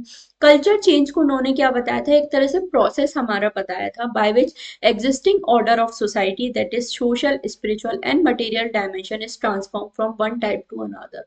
तो कल्चर चेंज उन्होंने क्या बताया था, जब एक सिस्टम से हम लोग सोसाइटी के दूसरे सिस्टम में जाते हैं, या कैसे हम लोग एक सोशल सिचुएशन से हम लोग मटेरियल डायमेंशन में, इसमें कैसे हम लोग ट्रांसफर करते हैं, तो इसे एक तरह का प्रोसेस उन्होंने बताया है जिसे कल्चर चेंज हम लोग बोलते हैं। तो इसके बारे में भी मेलिनोस्की हमारे बात करते हैं। तो ये चीज़ आप लोग को अच्छे से ध्यान रखनी है। तो आई होप आपको मेलिनोस्की का जो भी कल्चर है, फंक्शनलिज्म है, उसका टॉपिक अच्छे से समझ में आ गया है। ईजी है, आप लोग वही बोल रही हूँ, फिर से एक बार अच्छे से पढ़ना तो आपको अच्छे से सारी चीजें समझ आ जाएंगी। अब नेक्स्ट हमारा टॉपिक आता है मेलिनोस्की का मैजिक, साइंस एंड रिलीजन का। तो इसको भी हम लोग एक बार देख लेते हैं।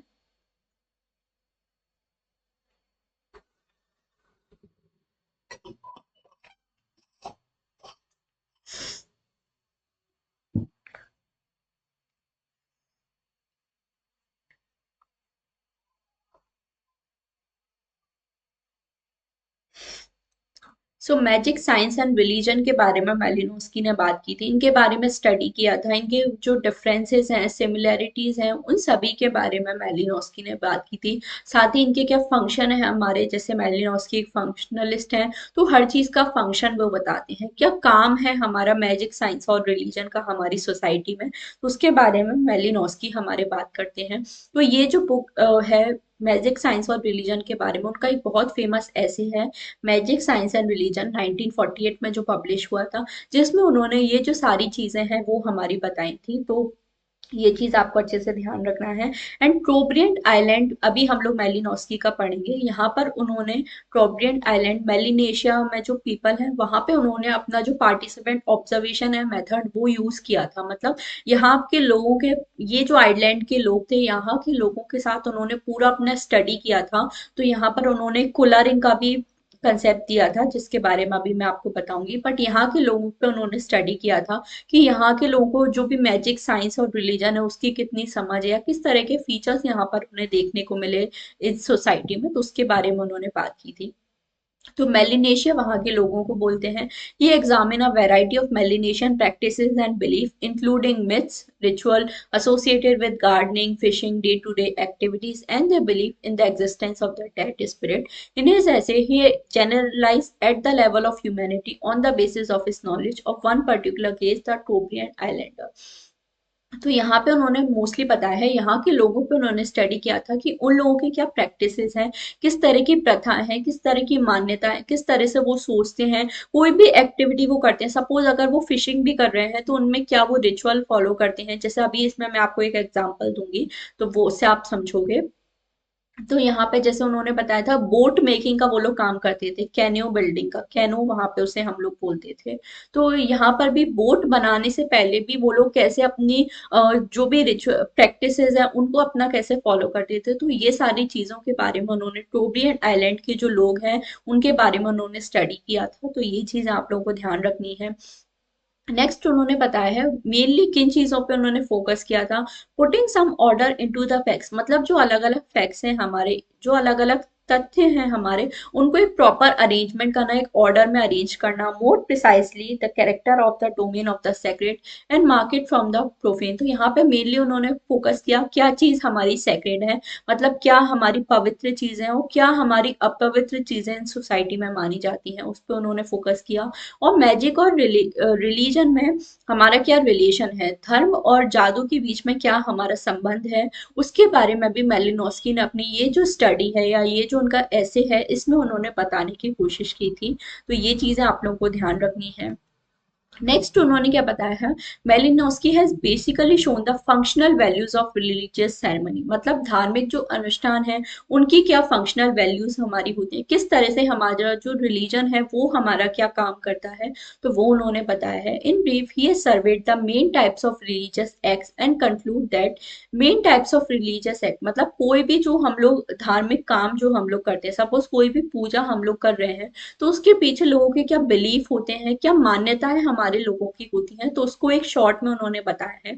The initiation ceremonies give a secret character to traditional knowledge, मतलब हमारी जो दीक्षा समारोह होती है, जैसे आप जानते हो पुरानी सोसाइटीज में इनिशिएशन सेरेमनी होती है, जैसे उपन्याय संस्कार होता था कि जब बच्चे जो हैं गुरुकुल में पढ़ने जाते थे, तो इस तरह की सेरेमनीज वहां पे हुआ करती थी। तो इसे एक तरह से सेक्रेट कैरेक्टर, पवित्र चीज उन्होंने बताई है कि इसके थ्रू हमारा जो ट्रेडिशनल नॉलेज है वो हमारा डेवलप होता है। Even the death in a primitive society sets in a motion a pattern of religious act which counter act the forces of fear and destruction. Even अगर किसी की डेथ भी होती है सोसाइटी की, तो वहां पर भी काफी सारी जो रिचुअल्स हैं वो हमारे अटैच होते हैं। जैसे कभी आपने देखा हो तो कोई भी किसी की डेथ होती है तो उनकी इवन मरने के बाद भी कुछ ऐसे रिलीजियस पूजा वगैरह हमारी की जाती है, या इस तरह के जो प्रैक्टिसेस हैं वो हमारे फॉलो होते हैं। तो ये उन्होंने बताया था कि इस तरह के जो बिलीफ्स हैं प्रिमिटिव सोसाइटी में, पुराने समाजों में इस तरह की चीजें हमारी चलती थी। और फियर और डिस्ट्रिक्शन, और ये जो हमारे रिलीजियस एक्ट है ये लोगों के जो फियर है, मतलब उनके जो भी डर है उनको खत्म करने का, डिस्ट्रॉय करने का हमारा काम करता था। The rites associated with food sacrifice and totemic beliefs bring the people in direct contact with powers which provide sustenance. तो ये जो हमारी राइट्स, मतलब अलग अलग जो मान्यता है वो हमारी फॉलो होती थी। तो उसकी वजह से जो भी जैसे खाना खाने से रिलेटेड भी काफी सारे लोगों की अलग अलग राइट्स, मतलब अलग अलग तरह की पूजा है वो लोग फॉलो, अलग अलग तरह के जो संस्कार हैं वो हमारे फॉलो करते थे। टोटमिज्म के बारे में हमने पढ़ा था, तो टोटमिज्म बिलीफ कैसे हमारे फॉलो करते थे, तो इसके थ्रू मेलिनोस्की ने क्या बताया कि लोग डायरेक्ट कांटेक्ट में आ जाते पावर्स के, जैसे लोग पूजा करते थे अपनी, तो एक तरह से सेक्रीफाइस वो लोग कुछ अपना, जैसे हम लोग देखते हैं ना मूवीज वगैरह में आपने देखा होगा कि कुल देवी पे कुछ बलि चढ़ाने हम लोग जाते हैं, तो ये जो सेक्रीफाइस वो लोग करते थे, तो उसके थ्रू एक तरह डायरेक्ट कांटेक्ट में हम लोग आ जाते हैं जो भी हमारे रिलीजियस स्पिरिचुअल पावर है, जो एक तरह से सस्टेनेंस, एक तरह की जीविका, मतलब लोगों को अ, कैसे हम लोग सोसाइटी में सरवाइव कर सकते हैं, ये जो सारी चीजें हैं वो हमारा प्रोवाइड करने का काम करती। तो रिलीजियस सेरेमनी इस तरह का फंक्शन, इस तरह से काम हमारी सोसाइटी में करती है, इसके बारे में मेलिनोस की बात करते हैं, तो ये चीजें आप लोग को अच्छे से ध्यान रखनी है। नेक्स्ट उन्होंने मेलिनोस्की ने मैजिक को हमारा क्या बताया, Malinowski describe magic as a range of practical acts which are carried out to achieve a desired result. तो मैरिज, अभी हमने रिलीजन पढ़ा कि रिलीजन के क्या उन्होंने फंक्शन बताया, अब मैजिक के बारे में उन्होंने कैसे बात की कि मैरिज हम लोग उसी के लिए करते हैं जिसके बदले में हमें कुछ ना कुछ ऐसा रिजल्ट, जो रिजल्ट हम लोग चाहते हैं वो हमें देखने को मिले। तो उन्होंने अलग अलग टाइप्स ऑफ मैजिक हमारे बताए हैं, तो एक आपको ध्यान रखना है ब्लैक मैजिक और व्हाइट मैजिक में उन्होंने हमारा डिफरेंशिएट किया था। तो अगर आपसे पूछा जाए किसने ब्लैक मैजिक और व्हाइट मैजिक में डिफरेंशिएट किया था, तो मेलिनोस्की का नेम आपको ध्यान रखना है। ब्लैक मैजिक क्या होता है, जो किसी लोगों को हार्म करने के लिए, किसी को नुकसान पहुंचाने के लिए हमारे किया जाता है। जैसे आप देखो पहले के टाइम पे जादू टोना लोग किसी पे करवा देते, एक वो स्कल टाइप का कुछ ऐसा वो हड्डी वाला जो होता था ना, आपने देखा होगा डेंजर के साइन पे वो बना रहता था, तो वो स्कल टाइप का लगाते उस पे सारे जो कोई भी, मतलब एक तरह से आपने कभी देखा हो तो एक तरह से पुतला टाइप का किसी पर्सन का जो है वो हमारा बना देते थे, और फिर उस पे जो भी राइट्स हैं वो अपने परफॉर्म करते थे, लोग उस पर जादू टोना करते थे, तो एक्चुअली में जिस पर्सन को आप नुकसान पहुंचाना चाहते हो उसके अंदर भी कुछ ना कुछ ऐसे इफेक्ट्स हमें देखने को मिलते थे। तो ये सारी जो चीजें हैं ये हमारी पहले की सोसाइटी में चलती थी, तो इसके बारे में मेलिनोस्की हमारे बात करते हैं। ब्लैक मैजिक और लव मैजिक की उन्होंने बात की थी। तो ब्लैक मैजिक वही उन्होंने बताया कि आपके इमोशंस कैसे बाहर निकल सकते हैं, आप किसी पर किस तरह के किसी किस तरह का उन पर वो करवाना चाहते हो, तो ये सारी जो चीजें हैं हमारे इसके बारे में मेलिनोस की बात करते हैं। इमिटेटिंग और forecasting type of magic, in this type of magic the ceremony imitate the desired result, मतलब ये जो टाइप ऑफ मैरिज है इमिटेटिंग या फिर फोरकास्टिंग टाइप ऑफ मैरिज, जहां पर आप जो रिजल्ट आप चाहते हो, मतलब जैसा आप रिजल्ट चाहते हो अपनी मैजिकल प्रैक्टिस का, वही हमारा निकल कर आता है, तो उसके बारे में मेलिनोस की बात करते हैं। और सिंपल मैजिक हमारा क्या होता है, जहां आप इमीडिएट रिजल्ट, तुरंत ही अगर आप किसी चीज का कोई अपना रिजल्ट परिणाम पाना चाहते हो तो उसके लिए जो मैजिक हम लोग परफॉर्म करते हैं उसे सिंपल मैजिक हमारा मेलिनोस्की ने बताया है। बट सिंपली आपको ध्यान रखना है कि ब्लैक मैजिक और व्हाइट मैजिक में उन्होंने हमारा डिफ्रेंशिएट किया था। ब्लैक मैजिक वो होता है जो एक तरह से लोगों को नुकसान पहुंचाने के लिए हमारा किया जाता है, व्हाइट मैजिक जो फिर भी हम लोग कह सकते हैं कुछ अच्छे काम के लिए, जैसे अभी भी हम लोग देखें तो कुछ बीमारी भगाने के लिए लोग झाड़ फूक कराते हैं, तो उसे हम लोग क्या बोल सकते हैं, एक तरह से व्हाइट मैजिक, कि आप अपना या किसी का कुछ अच्छा करने के लिए अगर कोई मैजिक कल चीजें आप परफॉर्म करते हो तो उसे एक तरह से व्हाइट मैजिक हमारा मेलिनोस्की ने बताया है। तो ये आप लोगों को ध्यान रखना है। नेक्स्ट, अब मेन चीज जो आपको पढ़नी है, सिमिलैरिटीज और डिफरेंसेस हमारे क्या क्या हैं, इसके बारे में मेलिनोस्की हमारे बात करते हैं। तो ये भी हम लोग देख लेते हैं। सबसे पहले मैजिक और साइंस, जादू और विज्ञान में क्या हमारी सिमिलैरिटीज हैं उसके बारे में मेलिनोस की बात करते हैं। तो like science, magic has a specific aim related with human needs and instinct, both are governed by system of rules which determine how a certain act can be effectively perform. तो मैजिक और science में सबसे पहले क्या similarity रहती है, दोनों का कोई ना कोई एम होता है, एक उद्देश्य अपना होता है कि हमें ये काम अपना करना है, कैसे कोई भी काम है वो परफॉर्म हो सकता है, उसके कुछ ना कुछ रूल्स भी होते हैं। जैसे साइंस में आप देखो साइंटिफिक प्रिंसिपल्स चलते हैं, उसी तरह से मैजिक में उन्होंने बताया कि कुछ ना कुछ रूल्स प्रिंसिपल्स हमारे होते हैं, तो ये एक सिमिलैरिटी उन्होंने बताई है। Both science and magic develop techniques of carrying out certain activities on the basis of these similarities। तो उन्होंने बताया कि दोनों के पास ही अपनी कुछ ना कुछ टेक्निक होती है कि कैसे हम लोग ये जो सारी चीजें हैं जो भी अपने एम है उसको हम लोग कैसे सेटिस्फाई कर सकते हैं। तो दोनों के ही पास हमारी जो टेक्निक्स हैं, तकनीक दोनों के पास हमारी होती हैं, तो इसके बारे में वो बात करते हैं। Malinowski concludes that he would agree with James Fraser and calls magic a pseudoscience। तो मेलिनोस्की एंड जो जेम्स फ्रेजर हैं उन्होंने मेलिनोस्की को क्या बताया था, एक सूडो साइंस, मतलब एक तरह का फेक साइंस उन्होंने हमारा मैजिक है उसको बुलाया था। तो ये स्टेटमेंट भी आपको अच्छे से ध्यान रखना है। Then he outlines the following differences between science and magic. इसके बाद उन्होंने क्या हमारे डिफरेंस हैं साइंस और मैजिक में, इसके बारे में भी उन्होंने हमारी बात की है। तो डिफरेंसेस क्या क्या है? Science is related in primitive knowledge of tribals, is related with general experience of everyday life. It is based on observation and reason over their interaction. Magic, on the other hand, focused in particular experience of tense emotional states. In these states, not the observation of nature, but of one's self or rather of importance is crucial. It is the drama of emotion upon the human organism। तो science जो है उन्होंने क्या बताया, अब science और magic में अभी तक तो उन्होंने सिमिलैरिटीज मतलब दोनों में क्या समानता है उस पर हमारा ज्यादा फोकस किया था। बट अब उन्होंने बताया दोनों में हमारे क्या डिफरेंसेस हैं। तो उन्होंने बताया साइंस जो है हमारा जनरल एक्सपीरियंस पे बेस करता है, मतलब जो चीजें आप खुद अनुभव करते हो और उसके बेसिस पे आप जो भी रूल्स एंड प्रिंसिपल्स हैं वो हमारे बनाते हो। तो एक तरह से वो हमारा साइंस में ऑब्जर्वेशन, रीजन, तर्क के आधार पर ये हमारा बेस होता है साइंस। ये मेलिनोस्की ने बताया। बट जो मैजिक है वो हमारा इमोशनल स्टेट, आपकी जो भावना है उनसे खिलवाड़, मतलब उनसे खेलने का, हमारा भावना तक स्थितियों, इमोशनल जो स्टेटस है उस पर ज्यादा ये हमारा फोकस करता है। जो रियलिटी है उसको मेजर करने से ज्यादा जो हमारी ह्यूमन इमोशंस है उस पर ये ज्यादा हमारा फोकस करता है। तो ये मेन डिफरेंस है सबसे पहले तो हमारा साइंस और मैजिक के बीच में। साइंस जो है वो रीजन, तर्क के आधार पर चलता है, बट जो मैजिक है वो इमोशनल एस्पेक्ट्स या इमोशनल जो चीजें हैं उस पर हमारा फोकस करता है। तो ये आपको ध्यान रखना है।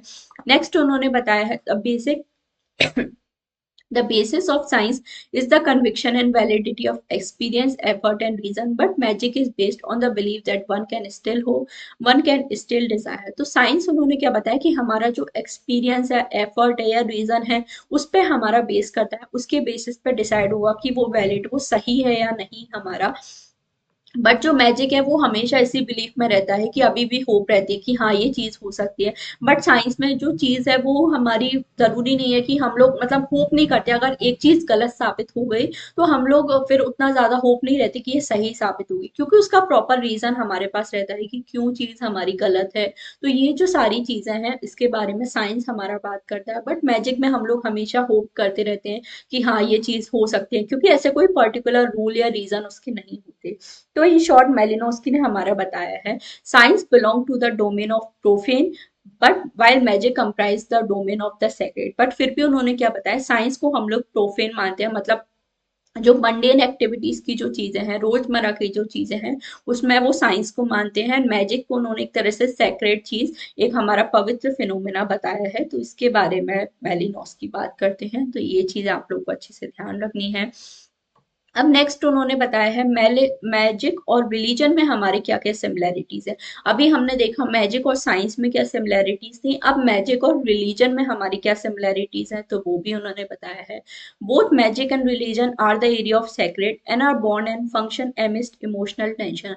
तो दोनों ही जो मैजिक और रिलीजन है वो सेक्रेट, पवित्र क्षेत्र से हमारे संबंधित हैं, और दोनों ही हमारे भावनात्मक, इमोशनल जो टेंशन है उससे हमारे जुड़े हुए होते हैं। तो बिल्कुल सही बात है।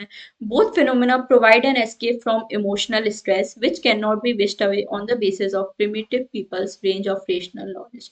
तो मेलिनोस्की बताते हैं कि हमारा जो भी इमोशनल स्ट्रेस है, भावनात्मक जो तनाव है, वो हमारा दोनों ही मैजिक और रिलीजन के थ्रू हमारा दूर हो सकता है। बट जो पहले के लोगों की जो रेशनल नॉलेज थी, मतलब जो उनकी तर्क करने की शक्ति थी, मतलब साइंसेस के थ्रू ये हमारा जो इमोशनल स्ट्रेस है वो हमारा दूर नहीं हो सकता है।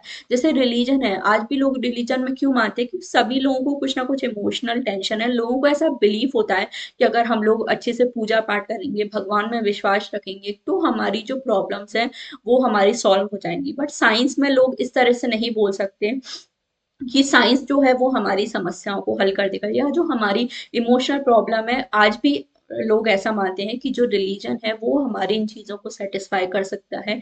तो ये बिल्कुल सही बात है। Mythological tradition closely surround both magic and religion, taboos and practices associated with two area separate them from the domain of profane. तो ये जो भी माइथोलॉजिकल ट्रेडिशंस है, पौराणिक जो भी परंपराएं हैं, वो आज भी हमारी वो हमारी मैजिक और साइंस से हमारी रिलीजन है। और ये जो चीजें हैं ये हमारी अलग है प्रोफेन, मतलब जो साइंसेस वाली चीजें हैं उनसे। तो ये उन्होंने एक तरह से रिलेशन हमारा बताया मैजिक और रिलीजन में, कि किस तरह से दोनों ही चीजें हमारी जो इमोशनल नीड्स हैं या हमारे जो इमोशनल स्ट्रेस हैं उनको सेटिस्फाई करने का हमारा काम करते हैं। तो इसके बारे में मेलिनोस्की हमारे बात करते हैं। नेक्स्ट, अब डिफरेंसेस हमारे क्या होते हैं तो वो भी हम लोग देख लेते हैं। Magical acts are means to an end which must follow them. Religious acts are self contained act performed in self fulfillment. तो मैजिकल एक्ट्स हमारे उनका जो अंत है वो आपस में ही मतलब एक तरह से मीन्स और एंड्स हमें प्रोवाइड करते हैं। बट जो रिलीजियस एक्ट है वो सेल्फ फुलफिलमेंट होते हैं उनके, वो हमारी जो भी नीड्स हैं उनको एक तरह से फुलफिल करने का हमारा काम करते हैं। The art of magic has a clearly marked and limited technique in which spell, rite, and the magician are the main element. Religion has no such simple technique. It has many aspects and purposes, and its rationale lies in the function of belief and practice. तो उन्होंने क्या बताया, magic में हमारी क्या techniques होती हैं कि आपको जो स्पेल है, मतलब जो जादू टूनों के जो मंत्र हैं वो आपको आने चाहिए, और ये जो सारे एलिमेंट्स हैं वो मैजिशियन में होने चाहिए। रिलीजन में हमें मेलिनोस्की बताते हैं कि कोई भी ऐसी सिंपल टेक्निक नहीं, ये रिलीजन जो है वो लोगों के बिलीफ और प्रैक्टिस, मतलब उनकी जो विश्वास है, मान्यता है, उस पर ये हमारा बेस होता है। तो इसके बारे में मेलिनोस्की बात करते हैं। The magical belief concerns one simple faith in one's power to bring about certain results on the basis of particular spell. Religion concerns, on the other hand, with whole range of supernatural power. तो magical जो beliefs हैं वो किसी particular spell या किसी जादू टोने पर believe करते हैं, बट जो रिलीजन है वो हमारा सुपर पावर है उन पर हमारा बिलीव करता है। तो ये जो डिफरेंसेस हैं हमारे मेलिनोस्की ने बताए हैं। तो इनका एक ब्रीफ आइडिया आप सभी को होना चाहिए। अब जो मेन चीज आपको पढ़नी है कि फंक्शन क्या है हमारा मैजिक, साइंस एंड रिलीजन का। तो जैसे हमने पढ़ा मेलिनोस्की एक फंक्शनलिस्ट थे, तो ये चीज है वो आपको अच्छे से ध्यान रखनी है। तो साइंस का हमारा फंक्शन क्या है कि कैसे जो ट्राइबल पीपल है उनको फेमिलियर करवाना है कि वो जो अपनी नेचुरल रिसोर्सेज है, प्राकृतिक जो संस्थान है, उसको हम लोग कैसे यूज कर सकते हैं। तो ये हमारा जो प्रिमिटिव नॉलेज है या फिर जो साइंस है उसका ये हमारा मेन काम है। The function of religion is to establish mental attitude, example, respect for tradition, adjustment with nature, courage and confidence in struggle for survival in the event of death. तो रिलीजन का हमारा काम क्या है कि लोगों को एक मेंटल एटीट्यूड, मानसिक एक दृष्टि को प्रोवाइड करना है कि कैसे वो लोग कैसे अपने जो समाज है उसकी ट्रेडिशन की रिस्पेक्ट कर सकते हैं, कैसे उनके अंदर करेज या साहस उनके अंदर कैसे डेवलप होता है। तो ये सारे जो मेंटल एटीट्यूड्स हैं वो हमारा रिलीजन प्रोवाइड करने की काम करता है। The function of magic is to supply primitive people with a practical way out of difficulties face by them in the day to day pursuit of the survival.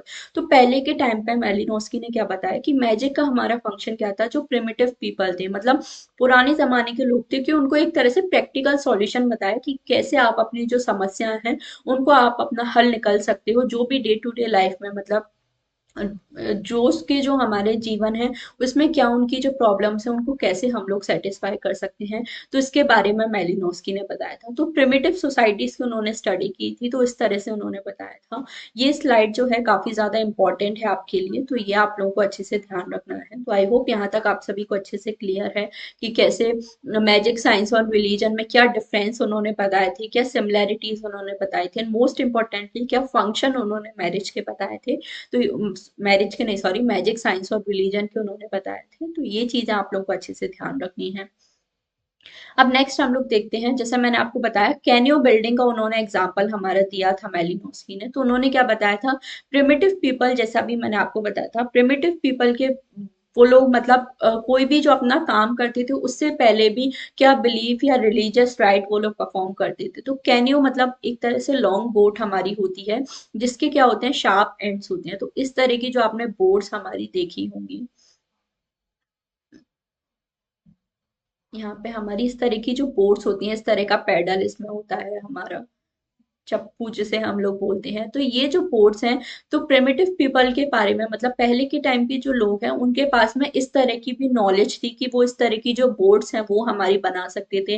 कैसे पानी के बहाव के साथ ये बोट्स हमारी चलेंगी, मतलब इस तरह की नॉलेज भी हमारे प्रिमिटिव लोगों के पास थी। तो इसके बारे में मेलिनोस्की हमारी बात करते हैं। Fully aware of the mechanics of boat making, मतलब कैसे हमारी बोट बननी चाहिए, कैसे हमारे जो वो हमारे पानी के डायरेक्शन के साथ कैसे जाते, क्या फिजिक्स उसके पीछे लगता है, इन सभी चीजों के बारे में हमारे नॉलेज थी प्रिमिटिव लोगों के बारे में। इवन अगर स्टॉर्म भी आ रहा है, अगर कोई हमारा जैसे तूफान भी अगर आ रहा है ना, तो तूफान की स्थिति में भी कैसे बोट हमारी चल सकती है, इस तरह से वो लोग अपनी बोट्स को बनाते थे। मतलब पूरी जो साइंटिफिक नॉलेज है ये भी हमारे लोगों के पास थी। तो टोब्रियन आइलैंडर का ही उन्होंने एग्जाम्पल दिया था। टोब्रियन आइलैंड में ही जैसा मैंने बताया, उन्होंने जो पार्टिसिपेंट ऑब्जर्वेशन मेथड है वो अपना यूज किया था। फील्ड वर्क उन्होंने वही उन्हीं लोगों के साथ वो रहे थे, तो वहां उनकी जो एक्टिविटीज है उसको उन्होंने अच्छे से ऑब्जर्व किया था। तो वहां उन्होंने ये सारी चीजें बताई थी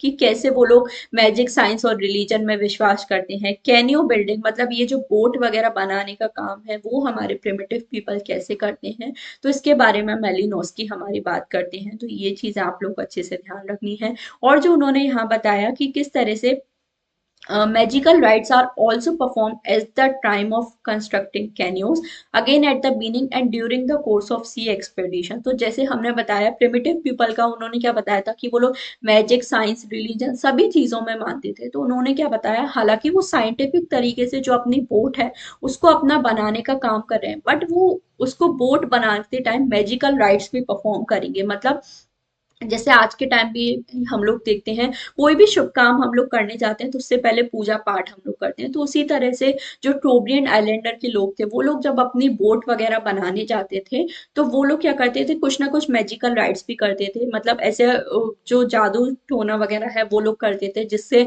मतलब तूफान वगैरह की स्थिति में जो उनकी बोट है वो अच्छे से चल सके, कोई भी परेशानी उसमें ना हो, बीच समुद्र में हमारी बोट में कुछ खराबी ना हो जाए। तो ये सारी चीजें भी वो लोग परफॉर्म करते थे।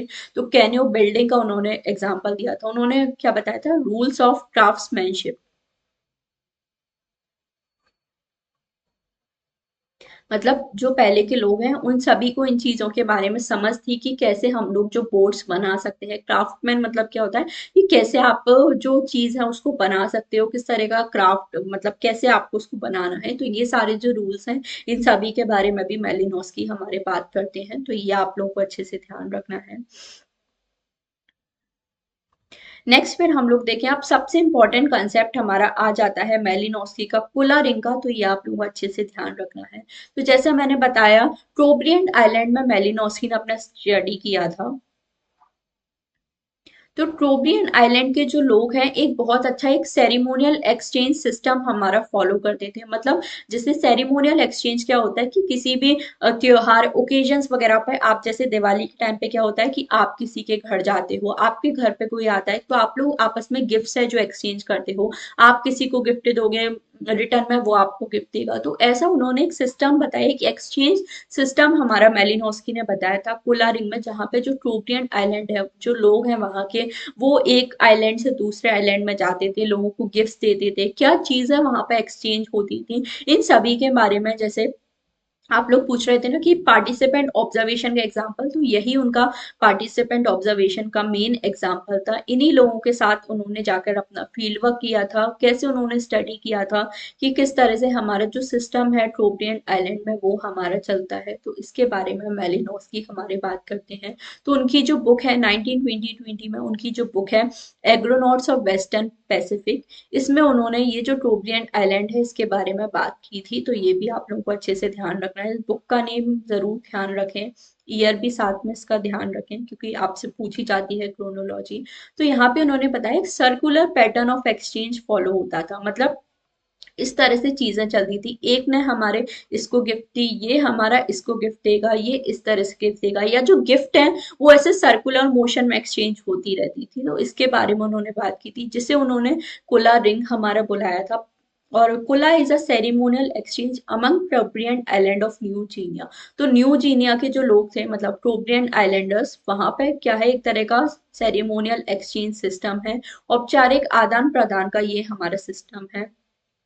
It is a complex system of visits and exchange of two kinds of ornament as well as trading of food and other commodities with the people of other island। तो एक तरह का सिस्टम है जहां पर लोग दो तरह के ऑर्नामेंट्स, मतलब दो तरह के जो आभूषण हैं उनको एक्सचेंज करते थे। अब कौन कौन से आभूषण हैं वो अभी मैं आपको बताऊंगी। और साथ ही लोग जो फूड है, कम्युनिटी कमोडिटीज हैं, जो वस्तुएं हैं, भोजन और वस्तुएं, उनको भी अपना यहाँ एक्सचेंज करते थे। तो इसके बारे में मेलिनोस्की ने हमारी बात की है।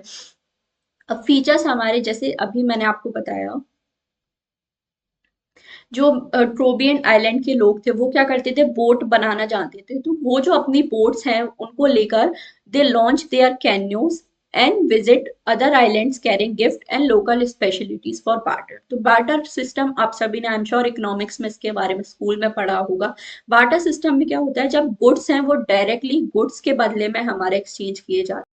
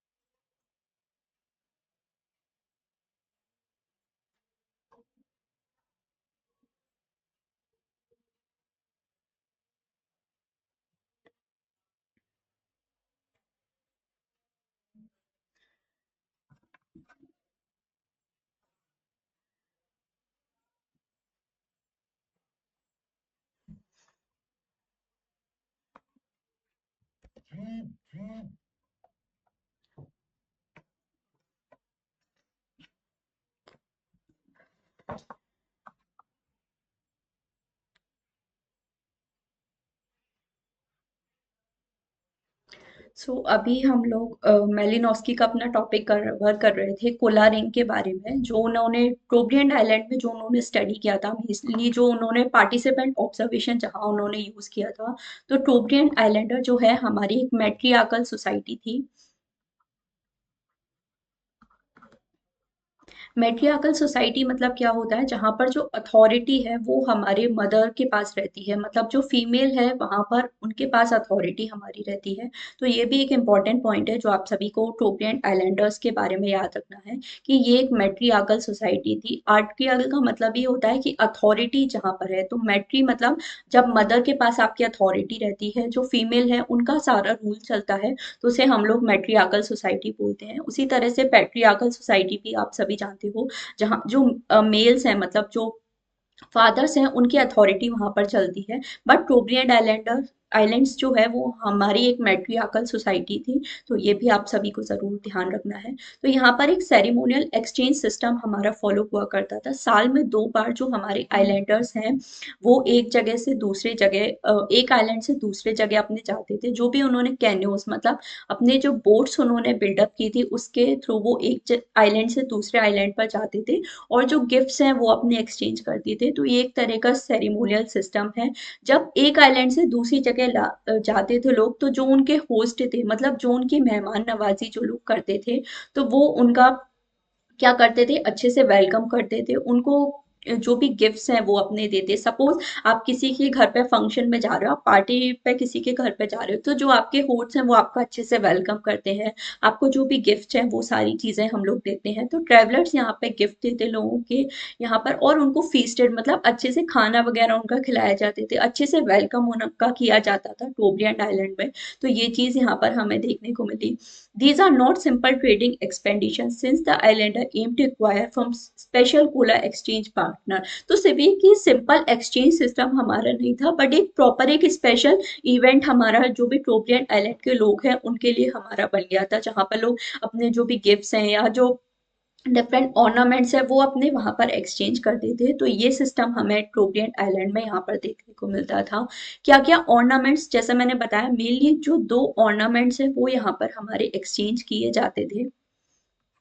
कौन कौन से ऑर्नामेंट्स है, सबसे पहले तो आर्मलेट्स। आर्मलेट्स मतलब जैसे आप जानते हो जो बाजूबंद होता है जो यहाँ पर हमारे पहना जाता है, तो आर्मलेट्स यहाँ पर एक्सचेंज किए जाते थे। और नेकलेस, नेकलेस तो आप सभी जानते हो, गले में जो हार हमारा पहना जाता है उसे। तो ये जो 2 चीजें हैं ये मेनली हमारी टोब्रियन आइलैंड में है, वहां पर हमारी जो एक्सचेंज की जाती थी लोगों के द्वारा।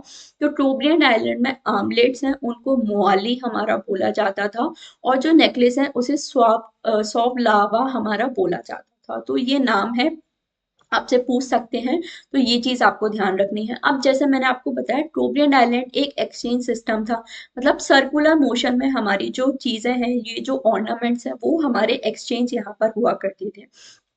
बट जो आमलेट्स हैं साउथ सर्कलिंग काउंटर क्लॉकवाइज मतलब अपोजिट डायरेक्शन में चलते थे। तो जो आमलेट्स हैं वो किस तरह से हमारे एक्सचेंज किए जाते थे, इस डायरेक्शन में हमारे ये जो आमलेट्स हैं वो एक्सचेंज किए जाते थे, मतलब अपोजिट एंटी क्लॉकवाइज डायरेक्शन में ये हमारे चलते थे। और जो नेकलेसेस हैं वो क्लॉकवाइज डायरेक्शन में, मतलब इस तरह से इस डायरेक्शन में ये जो नेकलेसेस हैं वो हमारे एक्सचेंज हुआ करते थे। तो ये जो 2 मेन चीजें हैं हमारी टोब्रियन आइलैंड के जो लोग हैं उनके द्वारा हमारी एक्सचेंज की जाती थी।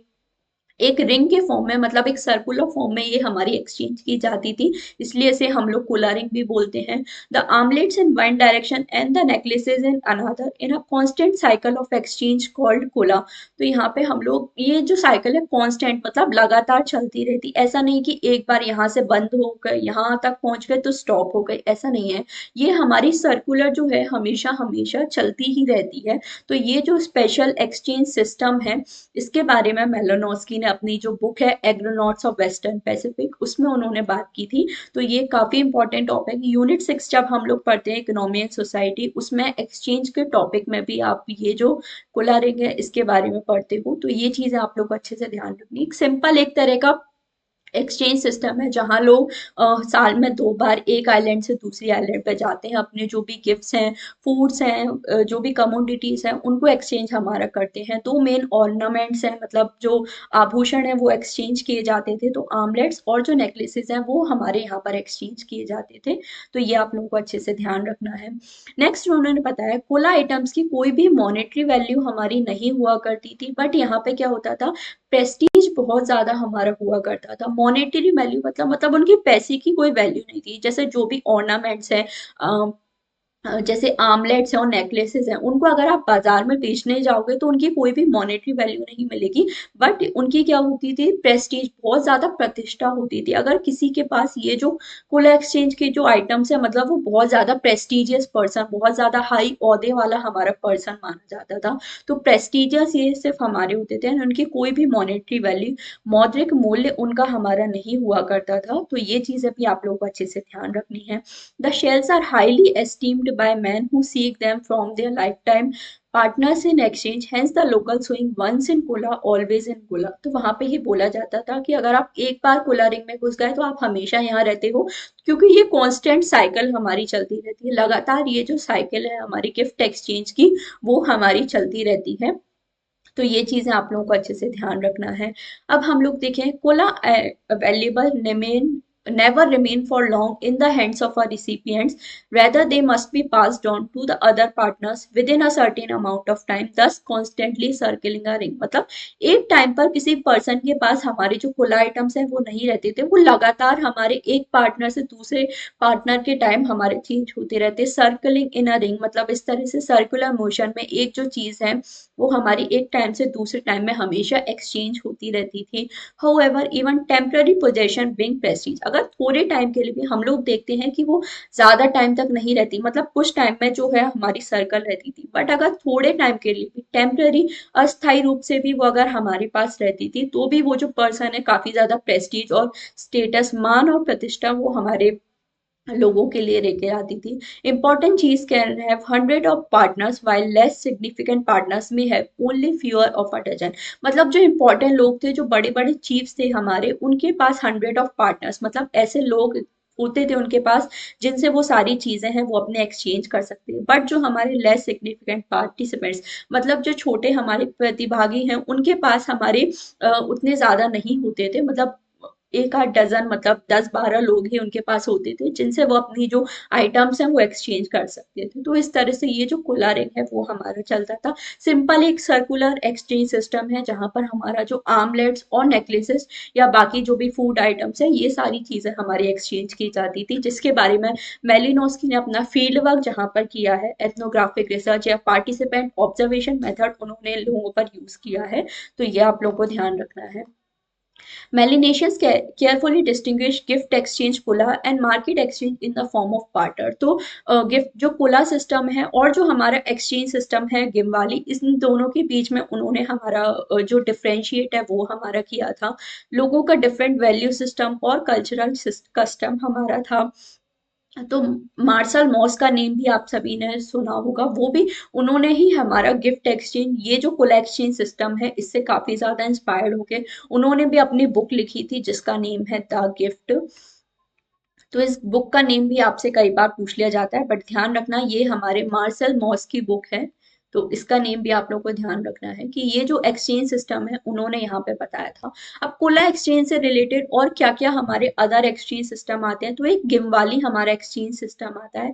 गिमवाली में क्या होता है, जो हमारी ब्राइड है उनको 3/4 पार्ट हमारा दिया जाता है न्यू हार्वेस्ट का, मतलब नई फसल जो उगी है, तो जिसकी शादी हो रही होती है उसको जो नई फसल है उसका 3/4 पार्ट हमारा दिया जाता है अपने भाई के द्वारा। तो ये क्या है, एक तरह से गिमवाली एक्सचेंज सिस्टम है हमारा। पोकाला भी हमारा एक एक्सचेंज सिस्टम है। पोकाला मतलब क्या होता है, exchange system to obtain valuable and renowned Kula object. जो कोला ऑब्जेक्ट हैं, जैसे जो कोला ऑब्जेक्ट्स अभी हमने पढ़ा, आर्मलेट्स या फिर जो नेकलेसेस हैं, उनको एक तरह से ऑब्टेन करना, तो ये जो हमारा सिस्टम है ये पोकाला कहलाता है। एंड ओरिगोबो मतलब क्या होता है, ये भी एक तरह का एक्सचेंज सिस्टम है जहां पर जो ब्राइड है उसके ब्रदर द्वारा गिफ्ट दिए जाते हैं, जो भी उसके सिस्टर के हस्बैंड है, मतलब जो ब्राइड के ब्रदर, मतलब जो साला है, उसे अपने जीजा जी जो सिस्टर के हस्बैंड है उनको गिफ्ट हमारे दिए जाते हैं, और बदले में उन्हें क्या मिलता है, योलो। योलो भी क्या है, एक तरह की counter gifts of lower value, मतलब जो ओरिगोपो जो एक तरह का गिफ्ट उन्होंने दिया है वो ज्यादा वैल्यू का होगा, ज्यादा कीमती होगा, रिटर्न में उसे थोड़े कम वैल्यू के, कम मूल्य वाले जो उपहार हैं वो हमारे मिलते हैं। तो इस तरह से हमारा एक्सचेंज सिस्टम चलता है, तो ये आप लोगों को अच्छे से ध्यान रखना है। मेनली जो मेलिनोस्की हैं उन्होंने कोला एक्सचेंज सिस्टम के बारे में बात की थी, और इनसे उन्होंने डिफ्रेंशिएट हमारा किया था एक तरह से मार्शल मॉस ने, तो ये आप लोगों को अच्छे से ध्यान रखना है। नेक्स्ट कुछ मिससेलेनियस कंसेप्ट है, तो वो भी हम लोग देख लेते हैं। मेलिनोस्की ने मैरिज को क्या बताया था, is the fountain head of kinship. ये डायरेक्ट स्टेटमेंट आपसे पूछा जाता है कि किसने मैरिज को फाउंटेन हेड हमारा बुलाया था किनशिप का। फाउंटेन हेड मतलब क्या होता है कि एक तरह का मेन सोर्स है कि जिससे हमारी जो मैरिज है वो हमारी मतलब मैरिज की वजह से हमारे जो किनशिप है वो हमारे बिल्डअप होते हैं। तो इसे उन्होंने कैसे एक्सप्लेन किया था, he argued that marriage create new kinship ties between spouses and their families, and that ties are essential for the functioning of society। मतलब जब दो लोगों की आपस में शादी होती है तो उनसे जो किनशिप सिस्टम है वो हमारा बिल्टअप होता है। मतलब एक जने, एक पर्सन की जो फैमिली है, जैसे जो हस्बैंड की फैमिली के साथ वाइफ की फैमिली के रिलेशन बनेंगे, तो इस तरह से मैरिज की वजह से ये जो किनशिप सिस्टम है, मतलब ये जो रिश्तेदारी है वो हमारी बिल्टअप होती है। किनशिप का मतलब ही क्या होता है, रिश्तेदारी या नातेदारी जैसे हम लोग बोलते हैं। तो इसलिए उन्होंने ये बहुत फेमस स्टेटमेंट दिया था अपनी book the sexual life of savages में, कि मैरिज क्या है, एक तरह से फाउंटेन हेड है हमारा किनशिप का। तो इसके बारे में मेलिनोस की बात करते हैं, ये आपको ध्यान रखना है। And marriage as a contract for reproduction भी उन्होंने बताया था, कि मैरिज की वजह से जो रिप्रोडक्शन है वो हमें सोसाइटी में देखने को मिलता है। तो इसके बारे में मेलिनोस्की हमारी बात करते हैं, ये आप लोगों को ध्यान रखना है। नेक्स्ट उन्होंने एक और टर्म हमारा दिया था, किनशिप एलजेब्रा। किनशिप एलजेब्रा मतलब क्या होता है, जो किनशिप सिस्टम है उसे उन्होंने मैथमेटिक्स की तरह से एल्जेब्रिक टर्म से हमारा डिस्क्राइब किया था, कि वो भी काफी ज्यादा कॉम्प्लेक्स और इलेबोरेट सिस्टम होता है, मतलब एक का दूसरे से रिश्ता होता है, तो काफी ज्यादा कॉम्प्लेक्स सिस्टम हमारा किनशिप होता है। तो ये टर्म उन्होंने हमारा दिया था किनशिप एलजेब्रा का। एक कोड भी उन्होंने दिया था, religion promotes solidarity and helps reduce emotional stress. तो अभी हमने रिलीजन के फंक्शन पढ़े थे, मेलिनोस्की ने जो बताए थे, तो उन्होंने क्या बताया था, रिलीजन क्या है, सॉलिडेरिटी, एकजुटता को बढ़ावा देने का हमारा काम करता है। इमोशनल स्ट्रेस जो है, भावनात्मक जो तनाव है लोगों के बीच में, उसको भी कम करने का या दूर करने का हमारा काम करता है। तो ये कोट उन्होंने दिया था। Primitive people were not unscientific, तो ये भी उन्होंने कोट हमारा दिया था कि प्रिमिटिव पीपल अनसाइंटिफिक नहीं थे, मतलब उनके पास भी जो साइंसेज है उनकी नॉलेज थी। तो जैसे अभी हमने पढ़ा कैनियो बिल्डिंग में, उन्होंने जो भी साइंस के प्रिंसिपल हैं वो हमारे लगाए थे। तो इस सेंस में उन्होंने बोला था कि जो प्रिमिटिव पीपल थे वो अनसाइंटिफिक नहीं थे, उनके पास भी हमारी साइंसेस की नॉलेज थी। तो इन सभी के बारे में मेलिनोस्की हमारी बात करती है, तो ये आप लोगों को ध्यान रखना है। तो आई होप आपको मेलिनोस्की के सारे कंसेप्ट अच्छे से समझ आ गए हैं। उनकी ये बुक्स भी हमारी हैं, तो ये भी आप लोग को अच्छे से याद रखनी है। सारी ही इंपॉर्टेंट बुक्स हैं जो लगातार हमसे पूछी जाती हैं, तो ये आप लोगों को अच्छे से ध्यान रखना है। तो आई होप ये आपको अच्छे से क्लियर है। आज का हमारा टॉपिक थोड़ा सा आज इशू हो गया था सर्वर का, बट आई थिंक एक दो दिन में ये जो सारी प्रॉब्लम है वो अच्छे से सॉल्व हो जाएंगी। तो ये आप लोगों को अच्छे से ध्यान रखना है, सारी जो बुक्स हैं वो अच्छे से नोट डाउन करना है। थोड़ा सा जल्दी जल्दी आज हो गया, बट कोई इशू नहीं है। आपको जो भी डाउट है, कल हमारी क्लास रहेगी, वापस से लाइव क्लास रहेगी, तो उसमें आप पूछ लेना। और ये जो कमेंट्स मुझे नहीं शो हो रहे, तो वो भी मैं एक बार बात कर लूंगी सपोर्ट टेक्निकल टीम से, तो ये इशू भी कल तक रिजॉल्व हो जाएगा। तो आप लोग अच्छे से प्रिपेयर कर लेना। कोई भी आप एक दो बार क्लास को अच्छे से रिपीट करके देखना, तो आपको सारी चीजें समझ आ जाएंगी। एंड आई होप आज की क्लास आपको पसंद आए, एंड कल तक जो सारे इश्यूज हैं ऐप के वो भी सॉल्व हो जाएंगे, तो उसकी भी टेंशन मत लीजिए। And thank you so much for joining the session.